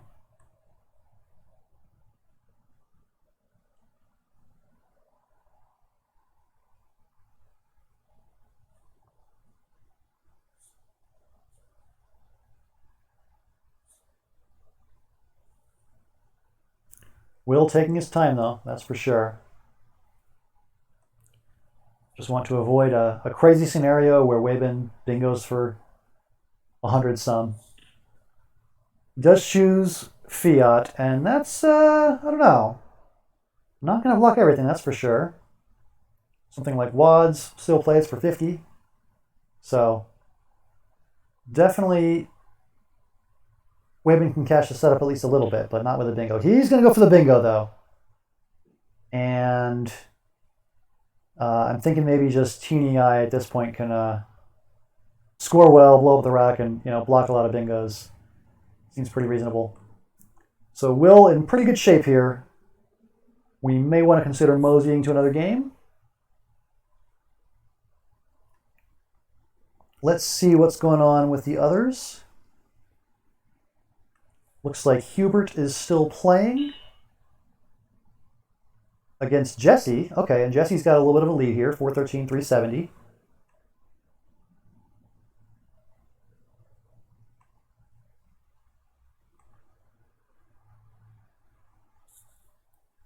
Hubert on turn scores decently well with Tiny for 26. And a lot of vowels for Jesse. That's going to make things a little bit tricky.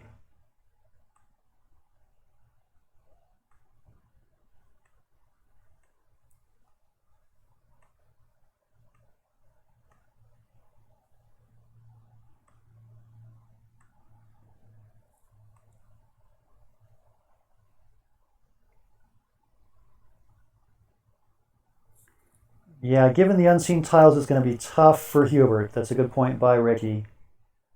Yeah, there's really not any possible rack that Hubert could have that's good for him in that situation.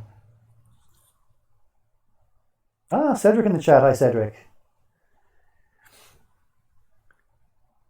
So a whole bunch of vowels for Jesse, but given this unseen tile pool, a bunch of vowels is actually a good thing. You want to have as many vowels as you can to survive what is surely going to be an ugly tile draw after this turn.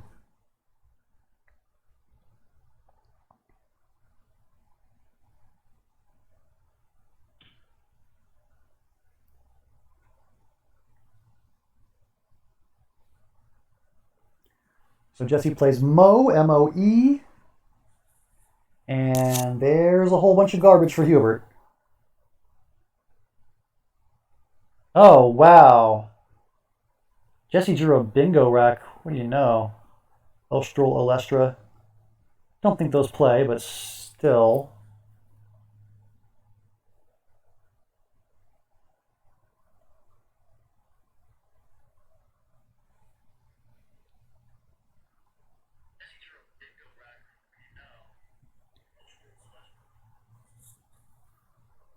So, not much that Hubert can do. He plays harp, and that does make it close on the scoreboard, but with GLV, I'm not sure what Hubert can do next turn. I feel like a reasonable out in 2 should win this one for Jesse.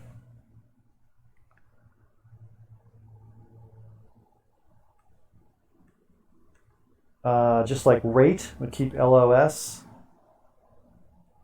Well, I guess late is more appropriate because it's Jesse Day. If he plays late and then he has ORS. Actually, wait a minute. You've got this S hook over here. You play like R followed by lots. That seems pretty strong. Don't see how that's going to lose. So Jesse's in pretty good shape here.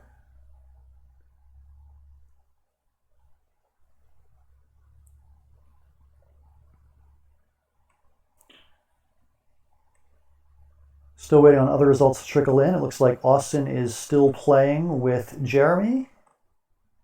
It looks like Will is also still playing with Weibin. So Jesse does win against Hubert here, a final of 470 to 438. Let's go to the scoreboard one more time. The score was 8 to 4 US, and it's now 9 to 4 US. The Americans pulling away here. And let's go back to Austin and Jeremy, see how they're doing.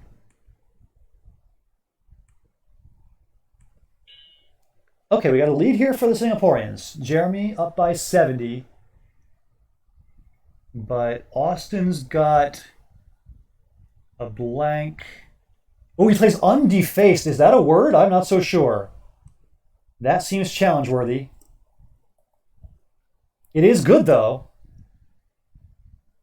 Wow, so Austin with the 9-letter bingo to take the lead. That's crazy. Very nice play. Hard to be sure of a word like that, too. That takes some courage.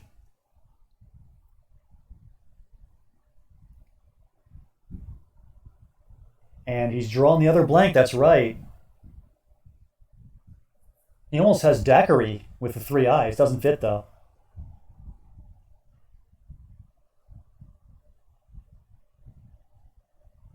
Yeah, Austin has studied a whole lot of 9s. Is it really all of them, James? Oh, that's crazy. Yeah, Austin is up there with Dave and Hubert, 2 other players in the same match, having some of the best long word knowledge, like 9s and so forth, of anybody in the world. Austin, very, very strong. So undefaced, nice play. That's one of those words where, like, even if you studied it, it's so hard to remember, because, like, all of those, like, words with common prefixes and suffixes and whatnot just kind of blur together in your mind, and, like, being confident in them is very, very hard. I've probably studied undefaced too, but would I know it? Of course not.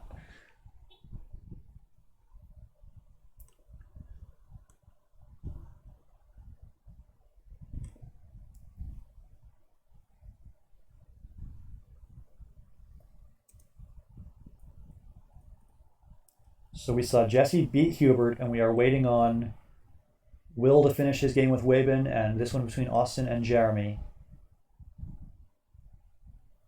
There is the chance of the U.S. going up 11 to 4. I mean, we know that Will was winning last we checked, and it looks like Austin's going to have a chance to win this one, but it's going to be close. Ooh, look at the clock.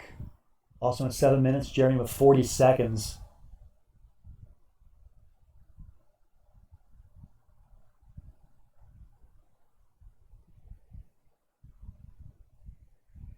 Oh boy, Lucas, I don't know. I knew some 9s back in my prime. I've forgotten them all. I saw earlier today when Paul Gallen played Gilsonite in one of his games against the Canadians. I was just looking at that like, really? Gilsonite? That's a word?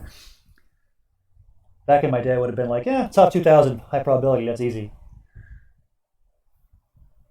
Fen is the choice from Jeremy, and now it's back to Austin with his 3 eyes, the Q, and the blank. Weird rack.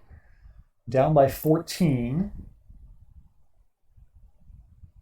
Jeremy has bets, which plays, but does it play for very many points? I'm not so sure.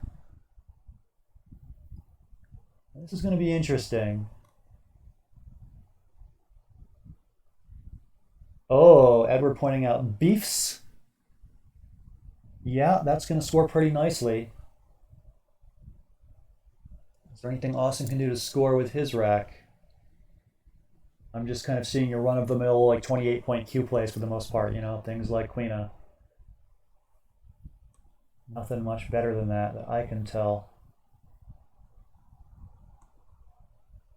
So, every game at this point pretty crucial for the Singaporeans, and it looks like Jeremy's got a decent shot to win this one. He could certainly use it.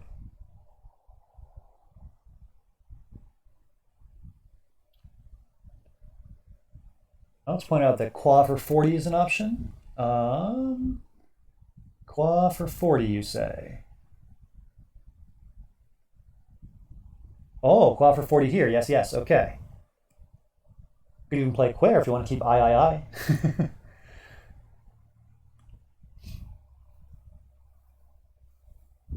Yeah, I mean, after Qua, you can just let Jeremy go out in two, and you're gonna have a really ugly turn after Qua.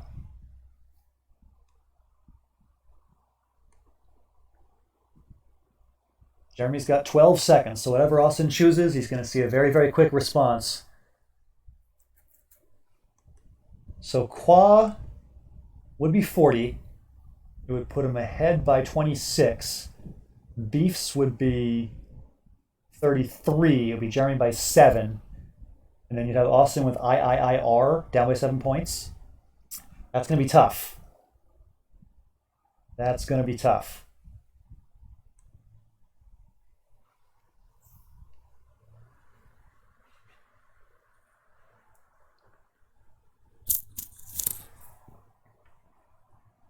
Cedric in the chat defining James Harden. I'd say this game's been better defensively than James Harden's games usually are.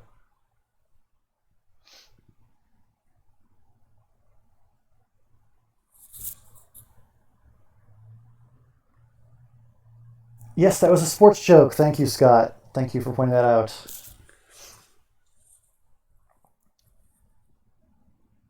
Jesse Day is actually a Houston Rockets fan, so he would appreciate all this James Harden love in the chat. What is there to do for Austin here? I can't imagine Qua would win with a leave of IIIR. But boy, maybe nothing wins. Maybe it's just a lost cause here. I don't know. Tough situation.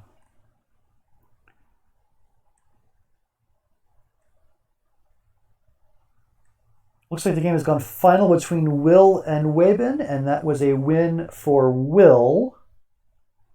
So let's go ahead and change that score. It is no longer 9-4, it is 10-4. So this one started out as a pretty close match, but the U.S. with a killer round 3 is starting to pull away.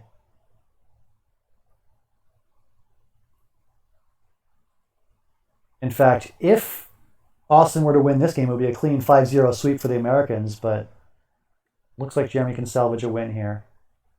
Oh, I should center that scoreboard now that it's bigger with the 2-digit number in there.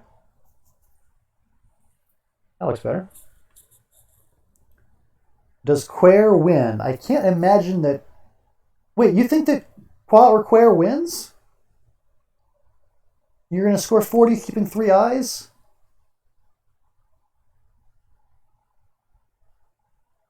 Jeremy by 7. That I would believe, yeah. I can't imagine how Austin scores enough with his rack of IIIR to outrun the beef play. Oh, sounds like you're saying that if he just plays beefs instead of beef, then he loses. Wow.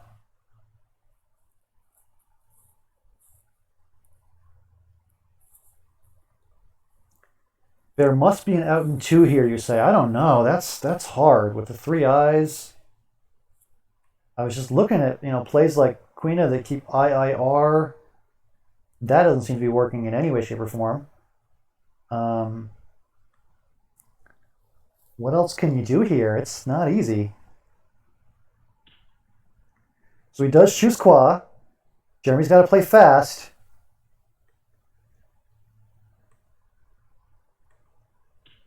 He does choose beef, and the R goes down instantly. And then ST. Wow. Just like you guys drew it up. Beautiful endgame, and Jeremy with 0 seconds to spare wins by 7. Very nice. Jeremy Koo pulls out the win. Pretty crucial win, I would say, with his team down 10-4. And that's going to make it 10-5. Beautiful endgame from both players. I think they played it right, and it just so happens that Jeremy pulls it out by 7 points. 4-5-2 to 4-4-5. Very nice game. Austin with the late bingo of undefaced, and it ends up being just barely not enough to win. Let's go to our matchup coverage, and this is going to be a pretty quick one because it's pretty straightforward. Everybody won except for Austin for the Americans in round 3. So round 3, game 1, Conrad versus Marlon went to Conrad. Round 3, game 2, Jesse Hubert went to Jesse. Game 3, Austin Jeremy, we just saw, went to Jeremy. Game 4, Will versus Wei Bin went to Will. And Game 5, Dave versus Yang went to Dave. So your score was previously pretty close. It was 6-4 US. It's now opened up to a 10-5 lead for the American team. And a crucial round 4 coming up now for the Singaporeans. They've got them out of comeback right now. If you lose 3-2, that's 13 wins for the Americans right there. So Singapore must win round 4 at least 3-2 to stay alive. They prefer, obviously, 4-1 or 5-0 to get back in the race here. Let's go back to ISC and see who is playing in round 4. It looks like Dr. Bing, Dave Weekend, is underway against Wei Bin To. Let's take a look at these two guys. Early lead to Wei Bin, 74-58, and he's got the first of the 2 blanks on his rack. Looks like almost Fernberg. No, that's 2 R's, not 2 N's. I don't think he's going to have a bingo with the 2 N's on his rack. Sorry about that. Switching the screen back, my bad.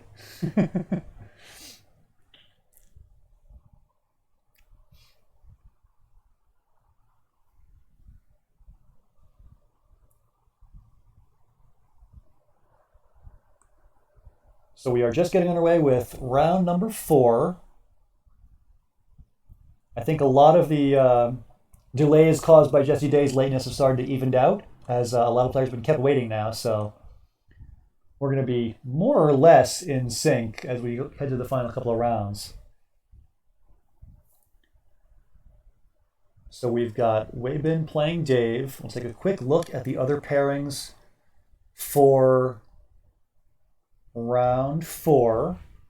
Conrad versus Young, Jesse versus Marlon, Austin Hubert, Will Jeremy, and Dave Wei Bin. A lot of great matchups.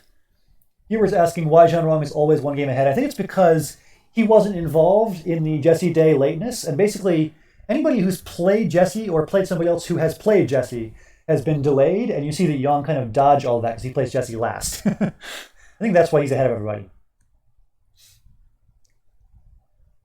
Anyway, back to ISC. So coin op is on the board. Very nice. One of those 6-letter adjectives that are hard to know unless you study 6s. Coin op was played by Dave for 26. Yeah, nice play by him.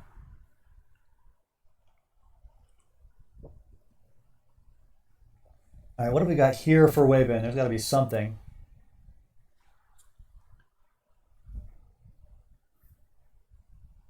Unbridle would play if not for the P in the way there.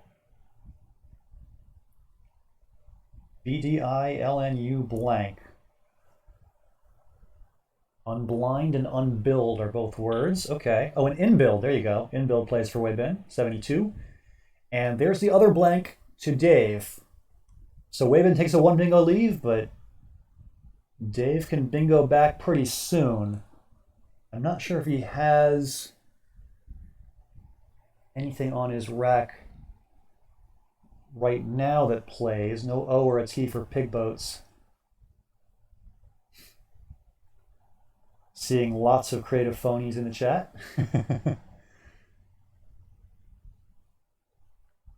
Yeah, pig boats and bagpipes are the only valid 8-letter words with those 6 letters in them. So no bingo's going to play here. Oh, wow, bagpipeist actually fits. That's amazing, Sam. I love that. For a lot of points, too. Oh, inbuild is not a word. Wow. And Dave has not challenged. Dave.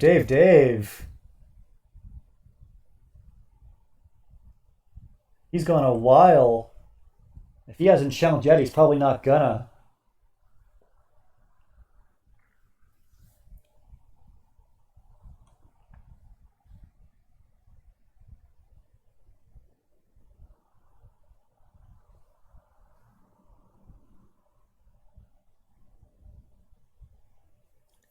Looks like it's staying on the board. There are no holds on IC, but you could just, I guess it's common courtesy to just like say the word hold in the chat, right? We, of course, have no visibility of whether he's done that or not, so. Maybe he's thinking about challenging. Maybe he just let it go. Who knows?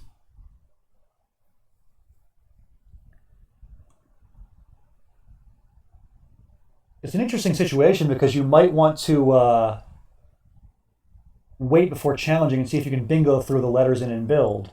We know that he can't, but that's hard to confirm over the board.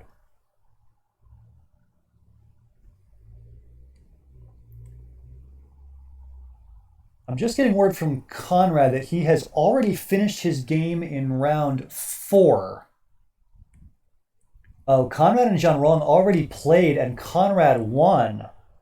So the U.S. record is actually not 10-5; it's actually 11-5. That means that the back is even more up against the wall for Singapore now. Every single game counts a lot. They are 2 losses away from elimination here. So Dave lets the phony go and he plays Briggs.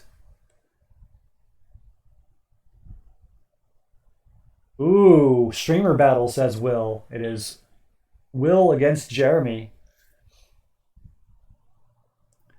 Very happy to have both Will and Jeremy on the team for streaming these Virtual World Cup matches, along with Benji, along with Aditya. It's been a really, really great team. Whole lot of engaging content. I'm really, really happy to have all you guys on board. We haven't had that many streamer versus streamer matchups. I don't believe that Aditya has played Will or Jeremy yet. Of course, I'm not playing in the tournament.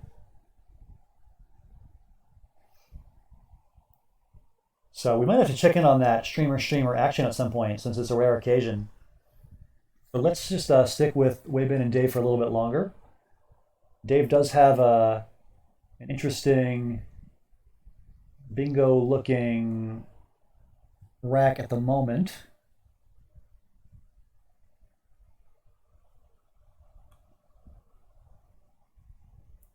I don't think he wants to play Penumbra.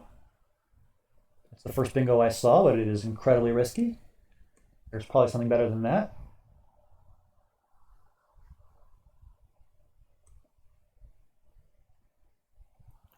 Is Penumbra the only bingo? I guess if that's the case, you might want to think about playing it, but boy, that's I don't know. I don't think you want to open that up if you don't have to. Jeez. Yeah, there's no 7. You can't fit Superman or Prehuman. Yeah, that is tough.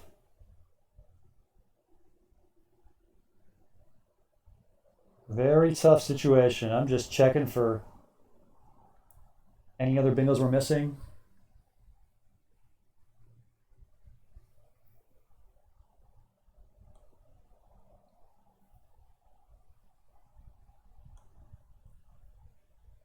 Scott, if you like, I can read you the entire tile pool.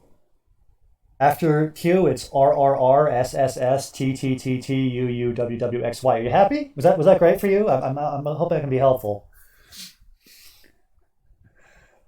There's 47 in the bag, so you better get your tracking right now.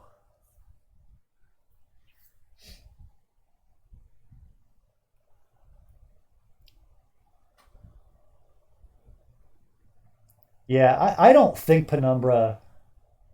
I don't think that's playable here. That just seems a little crazy. If it were a natural, you'd have like more of a reason to play it. But with the blank, you can find a play that's almost as good that doesn't hurt you that much equity wise. Um, Although I don't know what that is. It's not the easiest board to find like an intermediate scoring play on, you know. So yeah, I don't know what you can do here. It's not easy.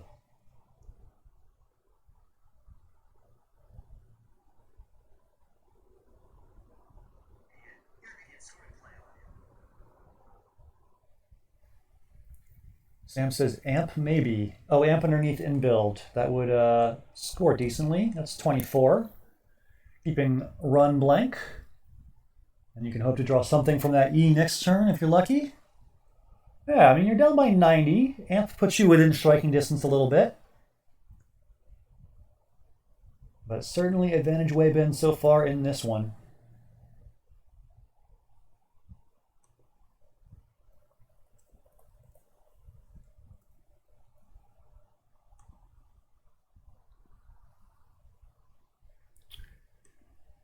Difficult position. Oh yeah, Penumbra takes an L and an E. Also, yeah, you just can't do it. Dave's got to worry about time. He's down to his last 5 and change minutes here, with a lot of tiles still to be played. And I think often these racks are the hardest ones because you gotta think for a long time to make sure I'm not missing any bingos. And we of course know that Penumbra is his only bingo, but it's hard to know that over the board. I see a suggestion of Pelma. Oh, Pelma's nice because it opens a new spot to bingo, right? Like after Pelma, you can bingo here in line 12, maybe here in line 14. That's not as good. This is the double word score. You definitely want to keep your options open. So Pelma is 20 points versus Amp, which was what, 24 we said. Is it worth giving up 4 points? I would say yes. But Dave opts for Mew for 17. Good news for Dave is that Webben's drawn pretty badly here. He's got the Q, the W, and a bunch of vowels. It's not very good for him.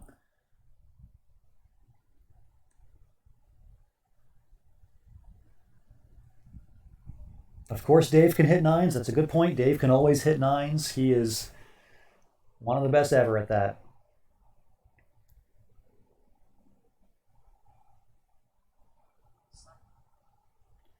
Solo, it's a difficult situation. The bingo lanes on this board are not great, and you are down by quite a bit if you're Dave Wiegand here.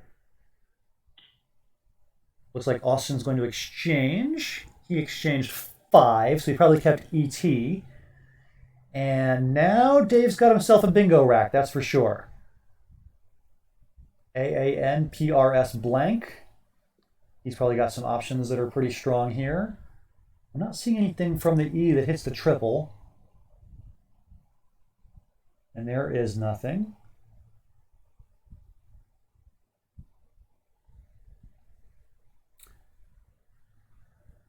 Well, there's not any like fantastic bingo lanes for you to use here. I mean, yeah, it looks like nothing with a 9 through the EL.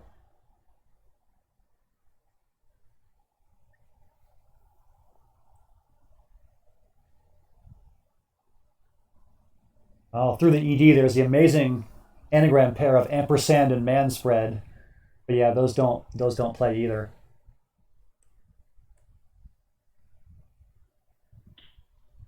Prajna is very nice with the blank J. That's cool. So Dave leads by a single point, 220 to 219, and now it's back to Weibin, who is exchange keeping ET, and he's drawn, a reasonably balanced rack. Can't complain too much about that. If he wants to just blow it up, he can play a Sklent for 36. Let's see, what else?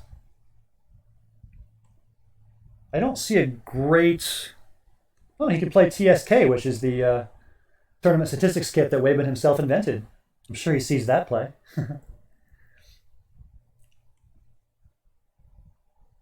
I think I might opt to play long here. I don't really see the value in fishing for a bingo. I don't know. He does play a Sklent. That's a nice play. I think I like that. And Dave is drawn a little bit weird, but it's a good point scoring rack. Maybe he can do something with the J or the F or the Y. Let's see here. There's a hotspot for the Y, but it's not super usable with this rack. Yeah, this is tough.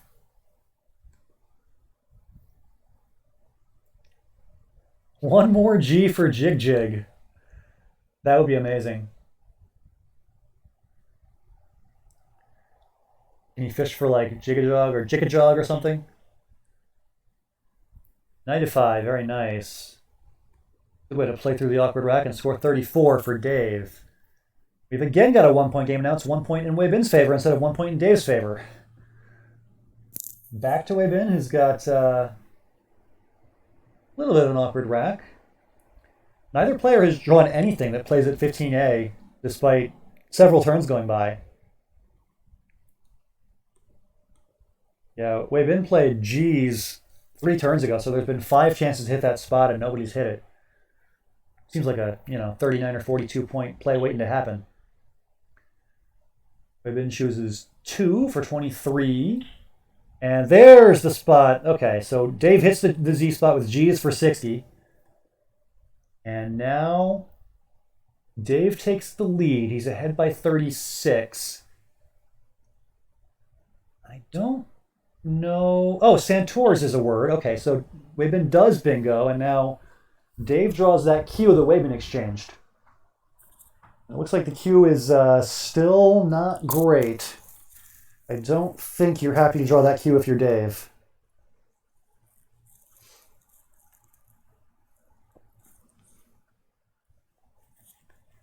Is there anything you can do with it?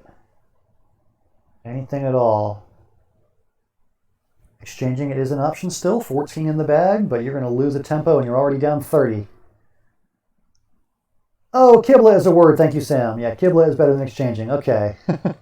So Kibla here would keep goo and score 18, which is better than nothing.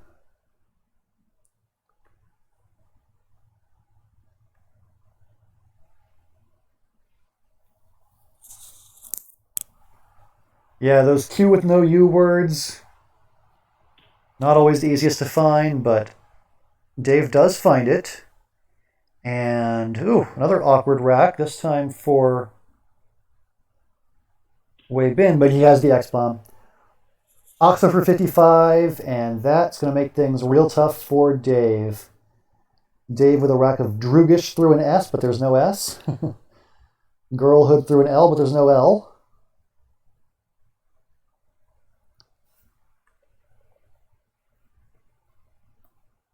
Kibla does not take an H. I had to check. I wasn't sure of that.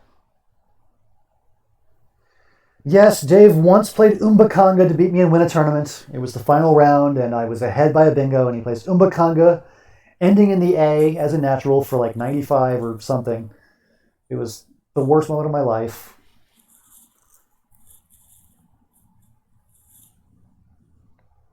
Yeah, so Dave knows how to find his cue with no U words, that's for sure.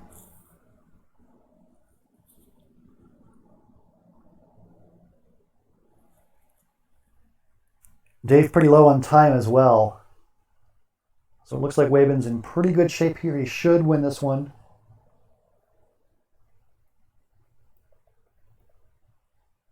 Again, we know that Conrad already beat Yang Zhanrong, and I believe all 4 other games are still being played. Yes, that's correct.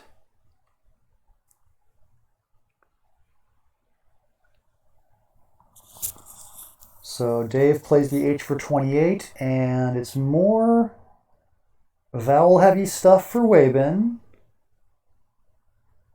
I suppose there's a slight chance that, Dave can bingo out here. Let's see.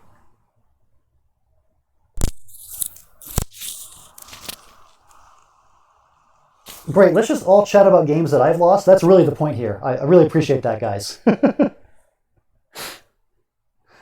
Yes, I've lost to Dave Weekend probably about 200 times. So, I'm used to it.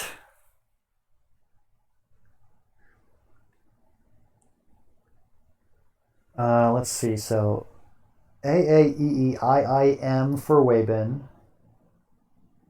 Be great if you could make a play that blocks bingos. I was thinking about Ami because no, that doesn't block line L. Just kidding, that doesn't work. Yeah, this is tough.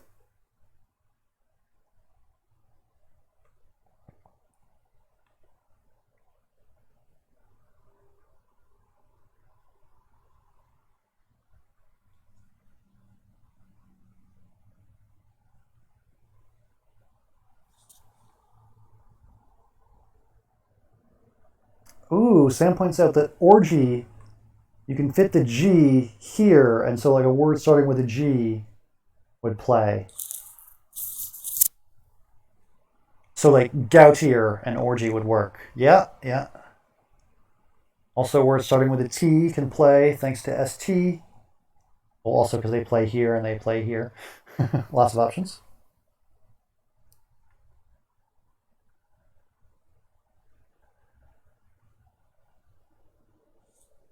Gordita. I seem to recall somebody missing a natural play of Gordita. Can't recall who. So he does choose Amiya. And that is interesting. Dave doesn't have much. He plays Malra for 33, just hoping to outrun. Oh, maybe outrunning will work. He has Gerd and Orgy for a decent score. He's down by 14, though. I think Wavin should still hold on here.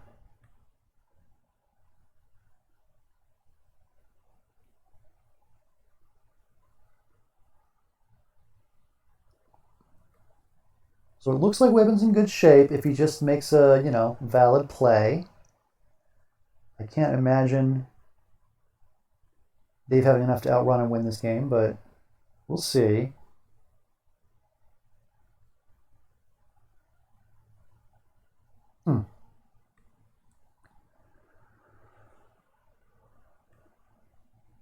All 4 other games still in progress, or all 3, I should say, except for Conrad and Young. If you guys have a preference who we should watch next, let me know.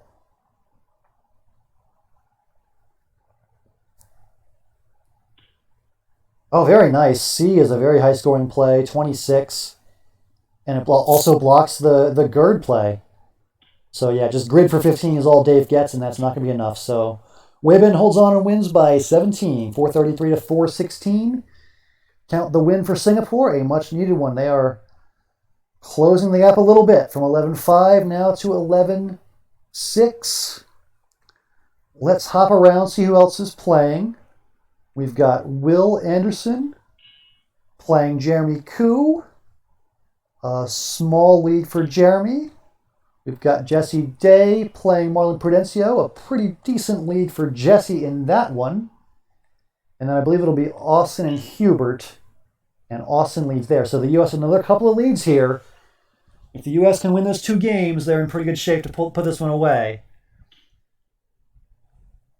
But so far, with games that have gone final, it is 11-6 in favor of the Americans. That's the official score as of right now.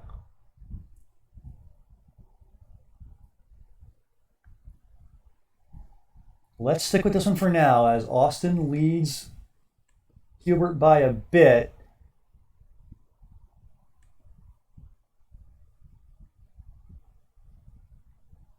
Hold on. Did the game freeze up on me? Let's try that again. There we go.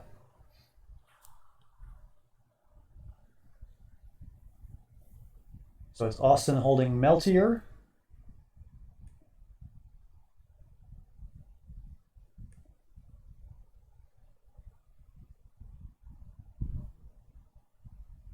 And yeah, IVVY, the endgame rack for Hubert. I see Hubert in the chat already. Hi, Molly. Welcome to the chat. We are only going to be streaming 1 game at a time on this stream. You are welcome to go to the Internet Scrabble Club yourself and go to isc.ro for that. And you can observe any game you want to on there. But we're going to have kind of 1 featured game at a time on this screen, and you guys can watch along with me on that. But yeah, feel free to follow along any way you like. We also have live coverage of the whole tournament with all the results of every single game. All 667 that have been played so far on our website, cocoscrabble.org.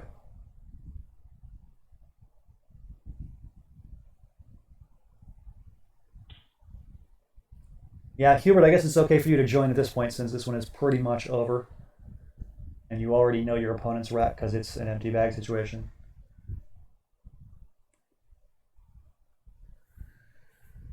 So Austin ahead by 48, and he's just got to finish off his endgame. And a nice setup of Met, creating a spot for Gnome. And he plays Riel and Gnome for 42. Very nice. Austin finishes the win, almost a 100-point win, 464 to 368. So the score was 11-6, and it goes to 12-6 in favor of the Americans. It looks like the U.S. is ready to close this one out. They need 1 more win to make it official. And we will see what's going on with Jesse Day, who is leading Marlon Prudencio. And if Jesse wins this one, it's all over.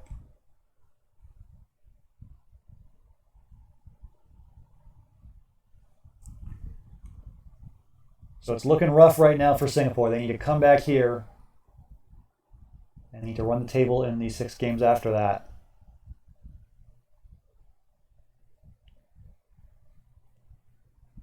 It is currently Jesse's turn, and he's got the X and a fairly balanced rack with it.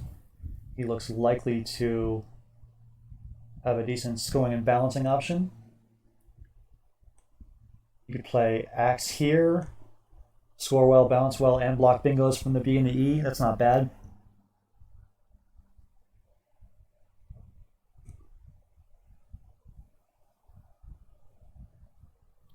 Getting some questions about whether we're going to play the full. We are going to play the full match regardless, even if the U.S. clinches victory. We'll play it out.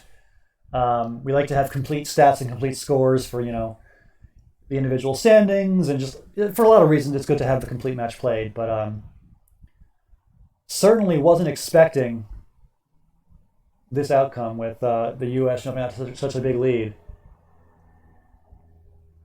Getting a request for Will and Jeremy. Since it is streamer versus streamer, I think it is appropriate to show Will and Jeremy. I'll go along with that. And Jeremy does have the lead in this one, 341, 314.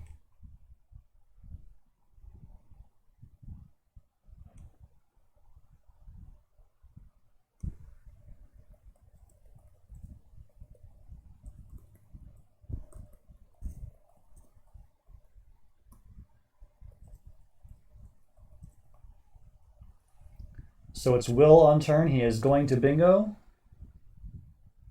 The only question is which word he chooses. I don't see a fantastic spot for him.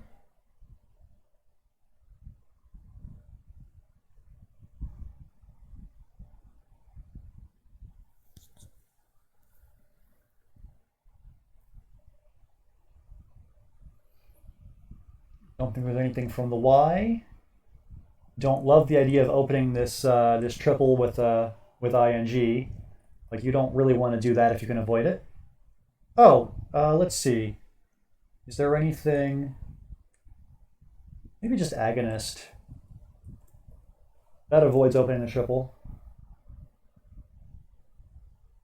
But yeah, even that's only 65. It's not a huge score, and if your opponent bingoes back, or even just has a nice scoring play to come back, it's going to be close.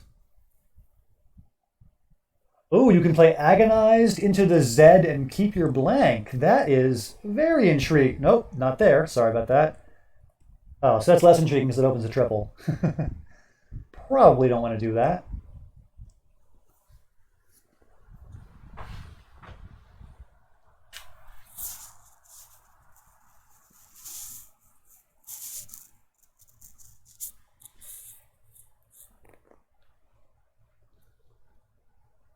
So Will just taking his time to choose the correct bingo here.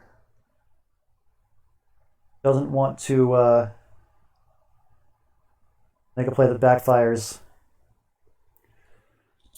So Molly, you can check out our website, which is cocoscrabble.org, and there is a complete listing of all the live coverage of the tournament. That includes all the players' names, all their usernames, really all the facts and figures you need to know. Oh, and there's also the bot for that. There you go. You can type !USA, and that... Maybe we don't have that bot set up. Might need to have Will set that one up. But anyway, the matchup right now is Lord Livegun on your left. That is Jeremy Koo for Singapore. And Wander 15 on your right. That is Will Anderson for the USA. If at any point you don't know a fact like who's this player, just ask me. I'll try to answer you. Trying to pay attention to the chat the best I can while also, trying to watch the game and analyze what I can.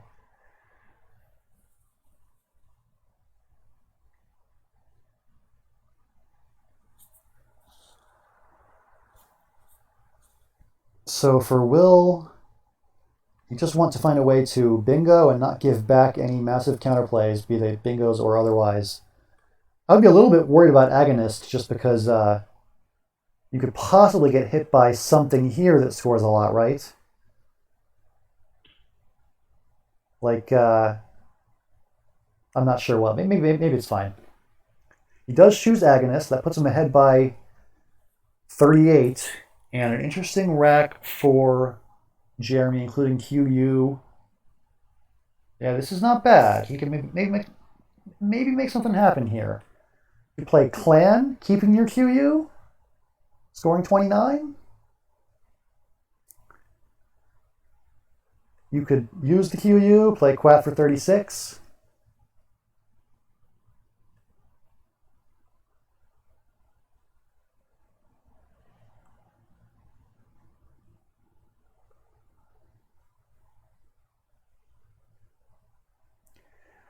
So an update from Puneet in the chat saying Jesse won his game. Wow. Let's just quickly double check your work there. It looks like, yeah, Magrathian 1s and 0-0. Yep, okay. So that makes it official. The U.S. has won the match. Did not expect it to be decided in round 4. That's crazy.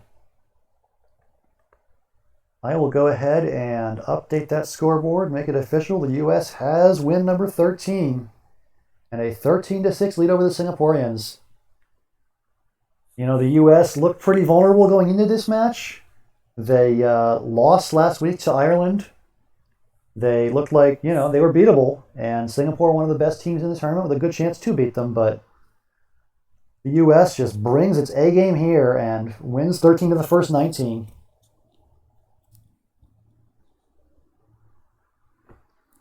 Seeing a lot of jokes about how the U.S. is good at both Scrabble and getting the coronavirus. That is sadly true. Yeah, can't argue with it.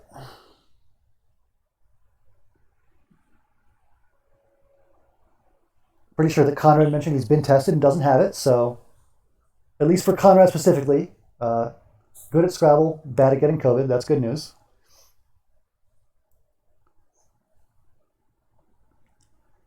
Yeah, definitely some luck involved. I mean, these 25 game matches are interesting. You know, they're long enough that the best team rises to the top a lot of the time, but not so long that luck can't play a pretty big role. And so, you know, it makes the tournament interesting. It doesn't mean that, you know, the highest rated teams are going to win every time, and it, you know, adds a lot of intrigue to the format, certainly.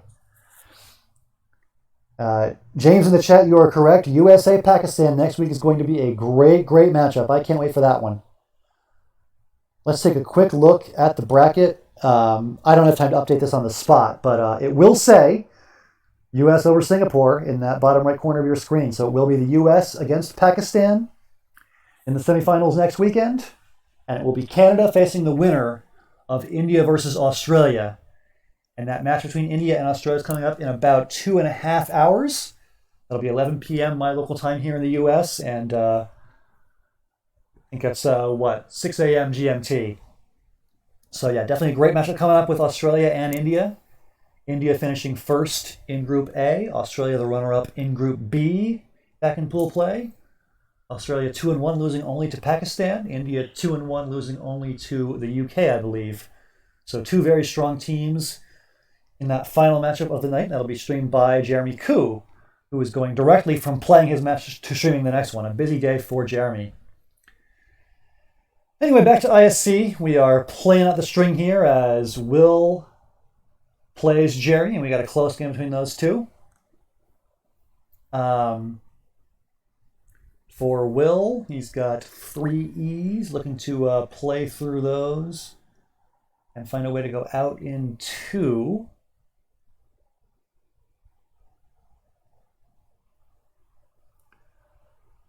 So I want to let you guys know that we do have a little bit of post-match programming planned for you guys. After the games are over, we've got a post-game show coming where the U.S. and Singapore players are going to come on the show and have an interview live on the air with Jennifer, who's going to have them on. So don't go anywhere. We're going to have one more match to play one more game to play in this match in round 5, and then after that we're going to have Jennifer and all the players from the U.S. and Singapore teams joining us for a little post-game interview.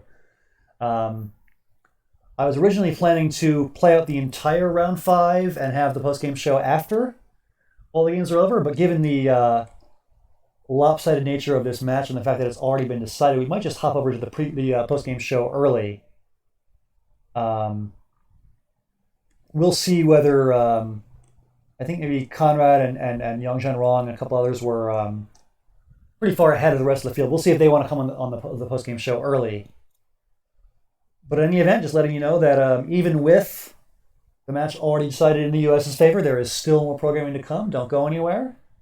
And we will bring you a little bit of action from round 5 just for funsies, and then we'll bring you the post-game show with Jennifer interviewing the players in just a little bit. So as for this one, Will plays Face, F-E-I-S, which is one of those weird 4s that you Boggle players know and I don't.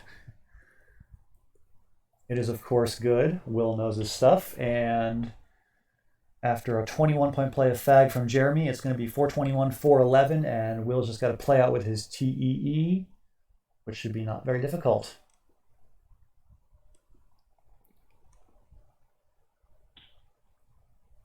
So another win for the US, and we go to our matchup coverage screen just to actually first let's update the scoreboard, change it from 13-6 to 14-6 in the Americans' favor, and let's go to the matchup coverage screen in round 4. We had 5 matchups. We had Conrad versus Yang. That was a win for Conrad. We had Jesse versus Marlon. That was a win for Jesse. We had Austin versus Hubert. That was a win for Austin. We had Will versus Jeremy, which you just saw was a Will victory. And finally, we had Dave versus Wei Bin, which was the only win of the round for Singapore. So this was a fairly close match until round 3 when the US went 4-1, and round 4 when they went 4-1 again. So 6-4 very quickly turns into 14-6. A dominating performance for the Americans. Let's just briefly take a look at what's going on in round 5. Let's see if we got any games going on. It looks like Jesse Day is playing Yang Zhenrong, and he's already got a pretty big lead, 268 to 118 in that one. It looks like Dave Wiegand has not yet begun his game, so Dave will be playing Jeremy. Of course, Jeremy just finished up with Will, and Will will be playing Hubert. So those are the ones that have not yet gotten underway for understandable reasons, but the other matches have all begun, including this one between Yang Zhenrong and Jesse Day. Let's go back to the board.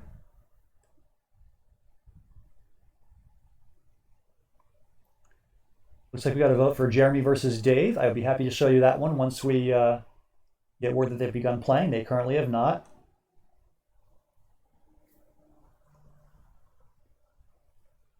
I'm going to briefly check on the post-game show and see if they're getting that set up.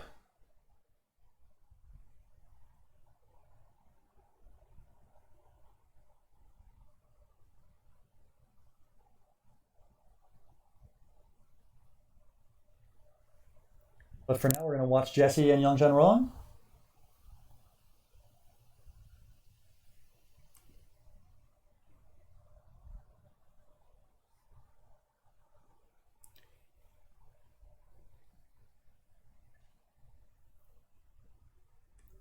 So we are still playing round 5. There's nobody ready for the post-game show yet, but we will let you know when we can cut from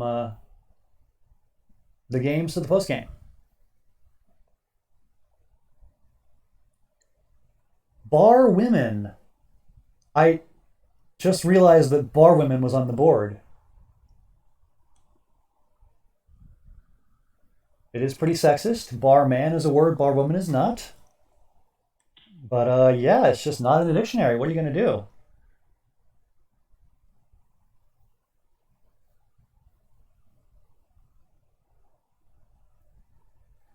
Honestly, Ricky, it's not just you. I've had enough silliness from really all of your countrymen. Wayman has played a phony on me many a time. Marlon, are you kidding me? So yeah, you got to figure that if you see a word that looks suspicious from a Singaporean player, you got to challenge it, right? Lulling Jesse into a false sense of security for VWC2. I like it. We'll have to see about that VWC too. Not yet entirely sure we're doing that, but we will mull over our options and let you know. I will say, though, I am very much open to suggestions. If anybody out there has ideas on what our next tournament should be after the Virtual World Cup, I am willing to listen. I think the VWC format has been awesome. I think the players have really enjoyed it, but I'd be open to a different format in the future. I think that it'll be good to include more players from more countries if possible. A more inclusive event would be great. I know there's a lot of players that wanted to play this one and couldn't get in. We got 140 total entrants to the Virtual World Cup, and of course only 80 can actually play. So if there are ways to include more people next time around, I would love to be informed of what your thoughts are on that, because there's definitely ways to do it. I just want to think about what the best way is. Open to suggestions for sure.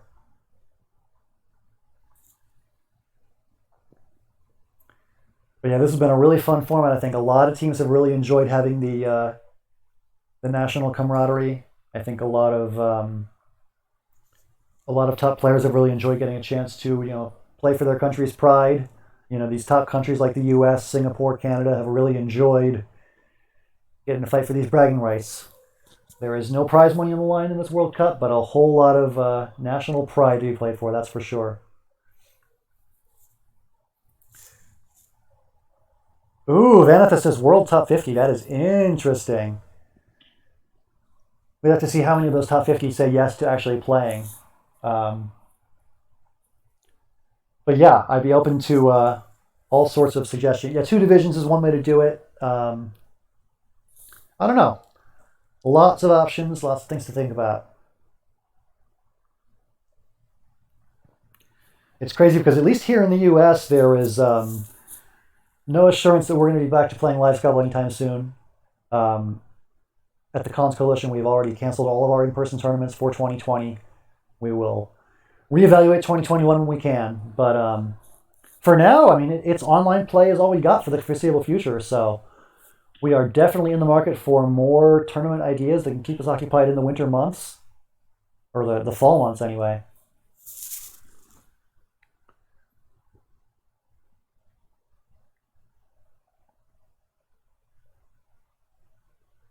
So just go down the list and pick the top 50 people who show up. That's interesting. Could do.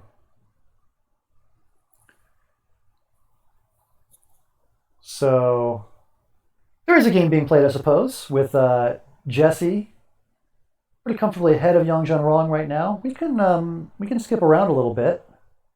Looks like there is a game between Will and Hubert just getting underway. There's a game between Conrad and Wabin that is interesting. Maybe we should watch Conrad and Wabin. They are the top seeds after all. This is the 1 versus 1 matchup at the end. What about top 87, says Jeremy. Why 87? Oh. I'm guessing Jeremy is the 87th best player in the world. Okay.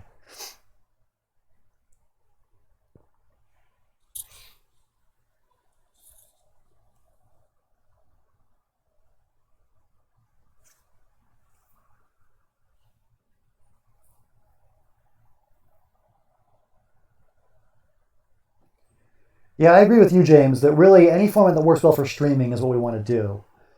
And I think one of the benefits of having a World Cup with only the very best players from each country is you get really high quality games to stream. Nothing against the lower rated crowd, but it's just, the higher rated the players, I think the more compelling the content is for the audience. So yeah, I mean, I do like the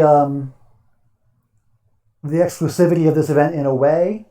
I feel bad for players from countries that didn't make it.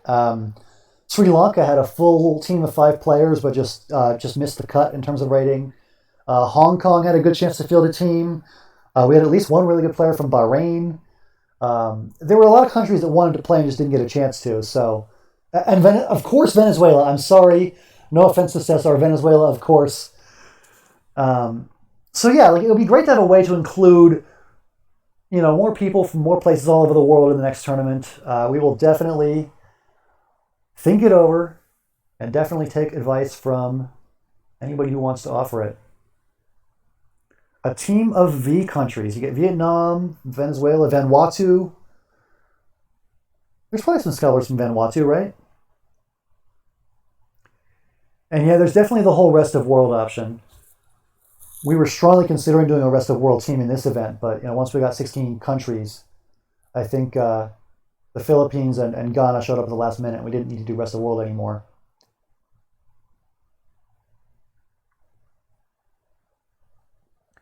Yeah, a league system with promotion and relegation sounds like a lot of fun. I am very, very interested in that idea. That is definitely an option.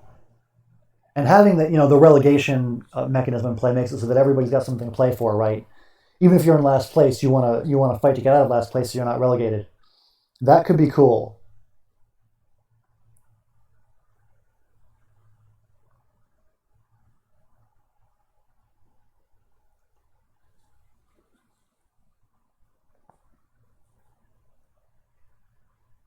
So players can help each other out during games. Well, there's an interesting format. Benji, I don't know. That's a little too crazy for me. So you can ask your opponents whether words are good or ask them what to play. That's wow. Huh. Ooh, fun rack in this game for Weibin. He's got both blanks. Can he play something fun? He can play Vidiots, right? He can play, yeah, Vidiots and Fogies. Of course, here in the US, Vidiots takes a fun extension of CO. There are a lot of co-Vidiots out there right now.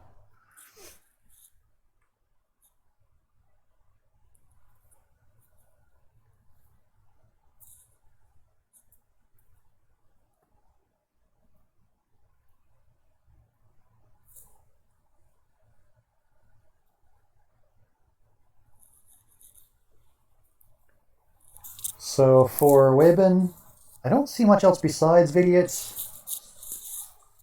I was looking for, fun eights like Divinity, but there's no place to play eights on this board, really. Not sure what else he can do besides Vidiots.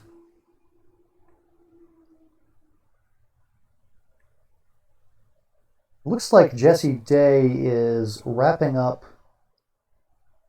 his game. Or so it looks like he already did wrap up his game. Jesse won against Yang Zhenrong. So I'll definitely check on Jesse and see whether he's ready for the post-game show, because we'll probably want to hop over to that when we can. So with the win for Jesse, let's update the score one more time. It was 14-6 and now it's 15-6. And everybody else is still playing.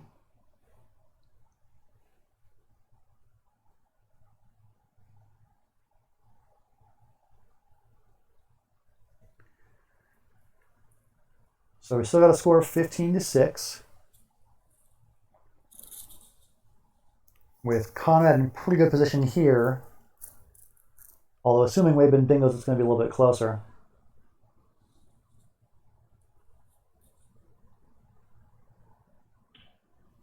Ooh, no Vidiots. He plays Divi. Maybe he's going for the bingo out rather than the immediate bingo. Ooh, Conrad has drawn better than Weibin here, despite the blank. To go with the blank, Weibin has AQTTT, which is pretty terrible.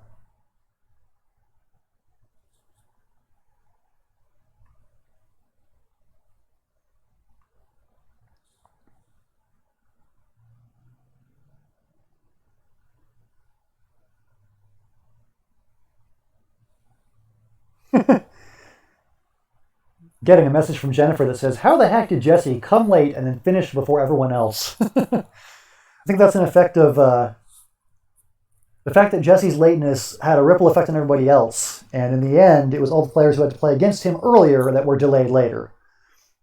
Whereas his opponent, Young, was ready to go very early because he hadn't played Jesse yet. If that makes any sense.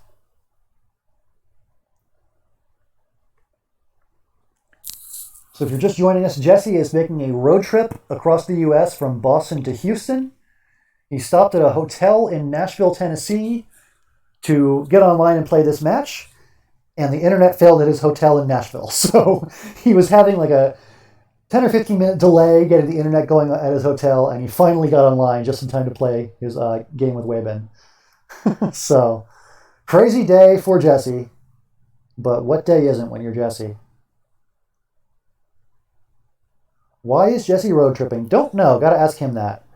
Maybe, oh, best guesses in chat. I like that. All sorts of possible answers to that question.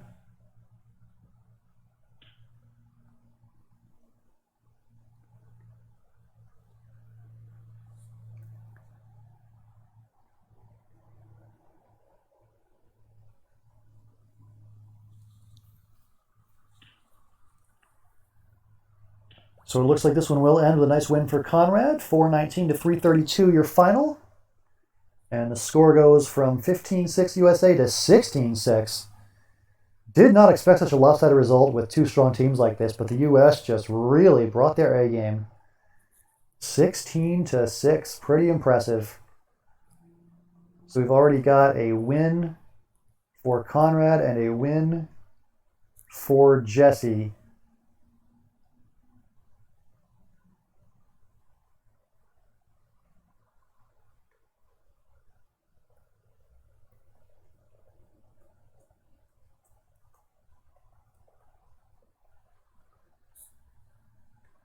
And let's see who else we can get a quick look at. Looks like there's a game between Austin Shin and Marlon Prudencio. And Austin's got a pretty big lead in that one. Jeez, the US just continues. Not letting up indeed.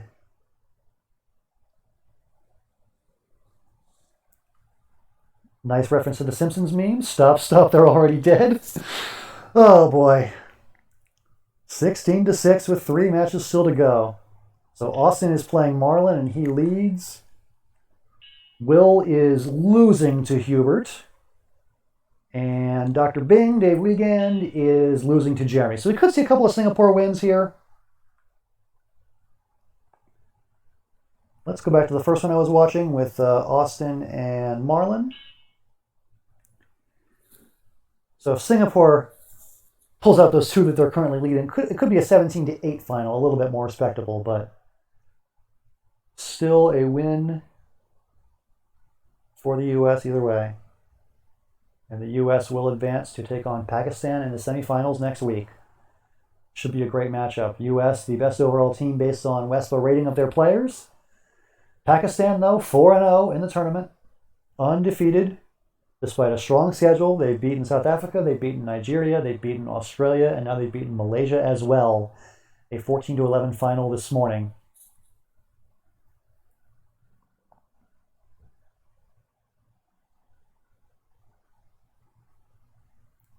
So Austin up by a bingo in this one. 402 to 345.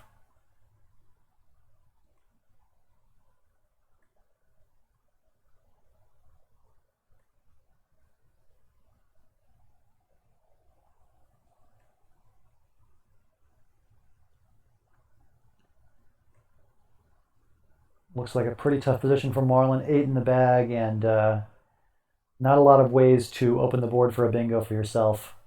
Not a great rack either. Maybe you should play Epi just to get rid of ease and open a triple and just pray that it works out for you. You got to draw the blank, and you got to hope that your opponent draws terribly. And hope for the best. I don't know. Not sure what else besides that is even close to working, really.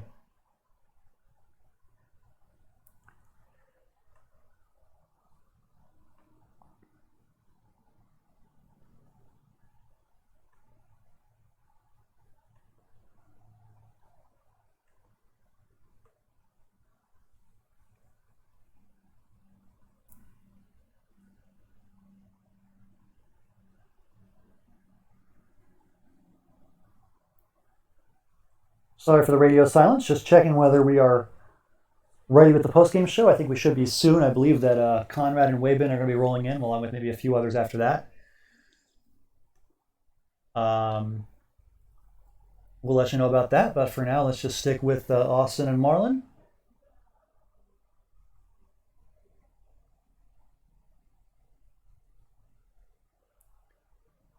Yeah, again, I like Epi. Or yeah, I guess P is okay, but you probably want to get rid of another tile. And oh boy, that's gonna hurt. Cistern comes down immediately, and Austin just runs up the score. Oh boy, 488, 359.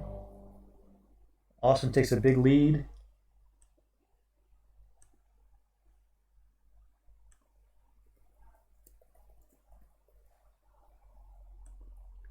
And now we're just waiting on basically two other games as Will is still playing Hubert and Dave is still playing Jeremy. And yes, indeed, he's drawn more E's. He can play Deerlit and get rid of, oh, if I could type, get rid of most of those E's with Deerlit for 12 points and then just go out after that. I don't know. Oh, wow. There's actually an outplay for Marlin. He's got Wobble. A rarely seen word in Scrabble. He's got Wobble into the E. Who would have thunk it?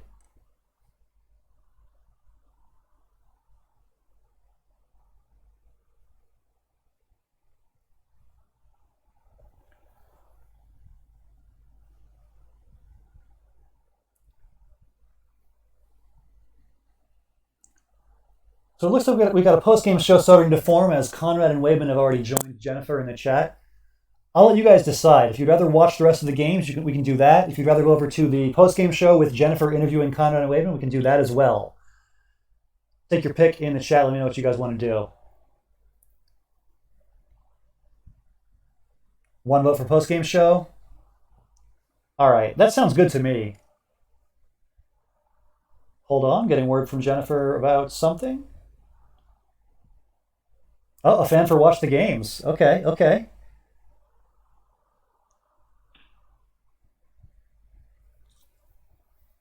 I'll wait for one more vote. Post game show or watch the games? Take your pick.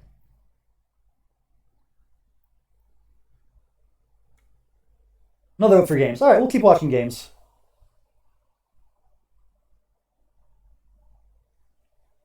Oh, two more votes for post game show.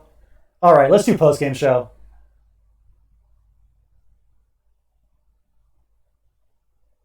One second. Let me just tell Jennifer and Conrad and Wabin that we're ready for them. So what's going to happen is I'm going to sign off of Twitch. There's going to be a brief absence on the channel, and then in a couple of seconds after that, we'll have Jennifer come on, and she will bring you the show. So I'm just going to say so long for me. It's been a great match. Congratulations to the U.S. on defeating Singapore pretty soundly. It's going to be 17-6, possibly 18 or 19 wins to come. We'll see. So congrats to Singapore. Commiserations to Singapore. Sorry, congrats to the U.S. Commiserations to Singapore on a tournament hard fought, but they will go home. They are getting knocked out. We're going to bring you the post-game show now with Jennifer interviewing Conrad and Wayman in just a moment. So thanks. I'll see you guys later.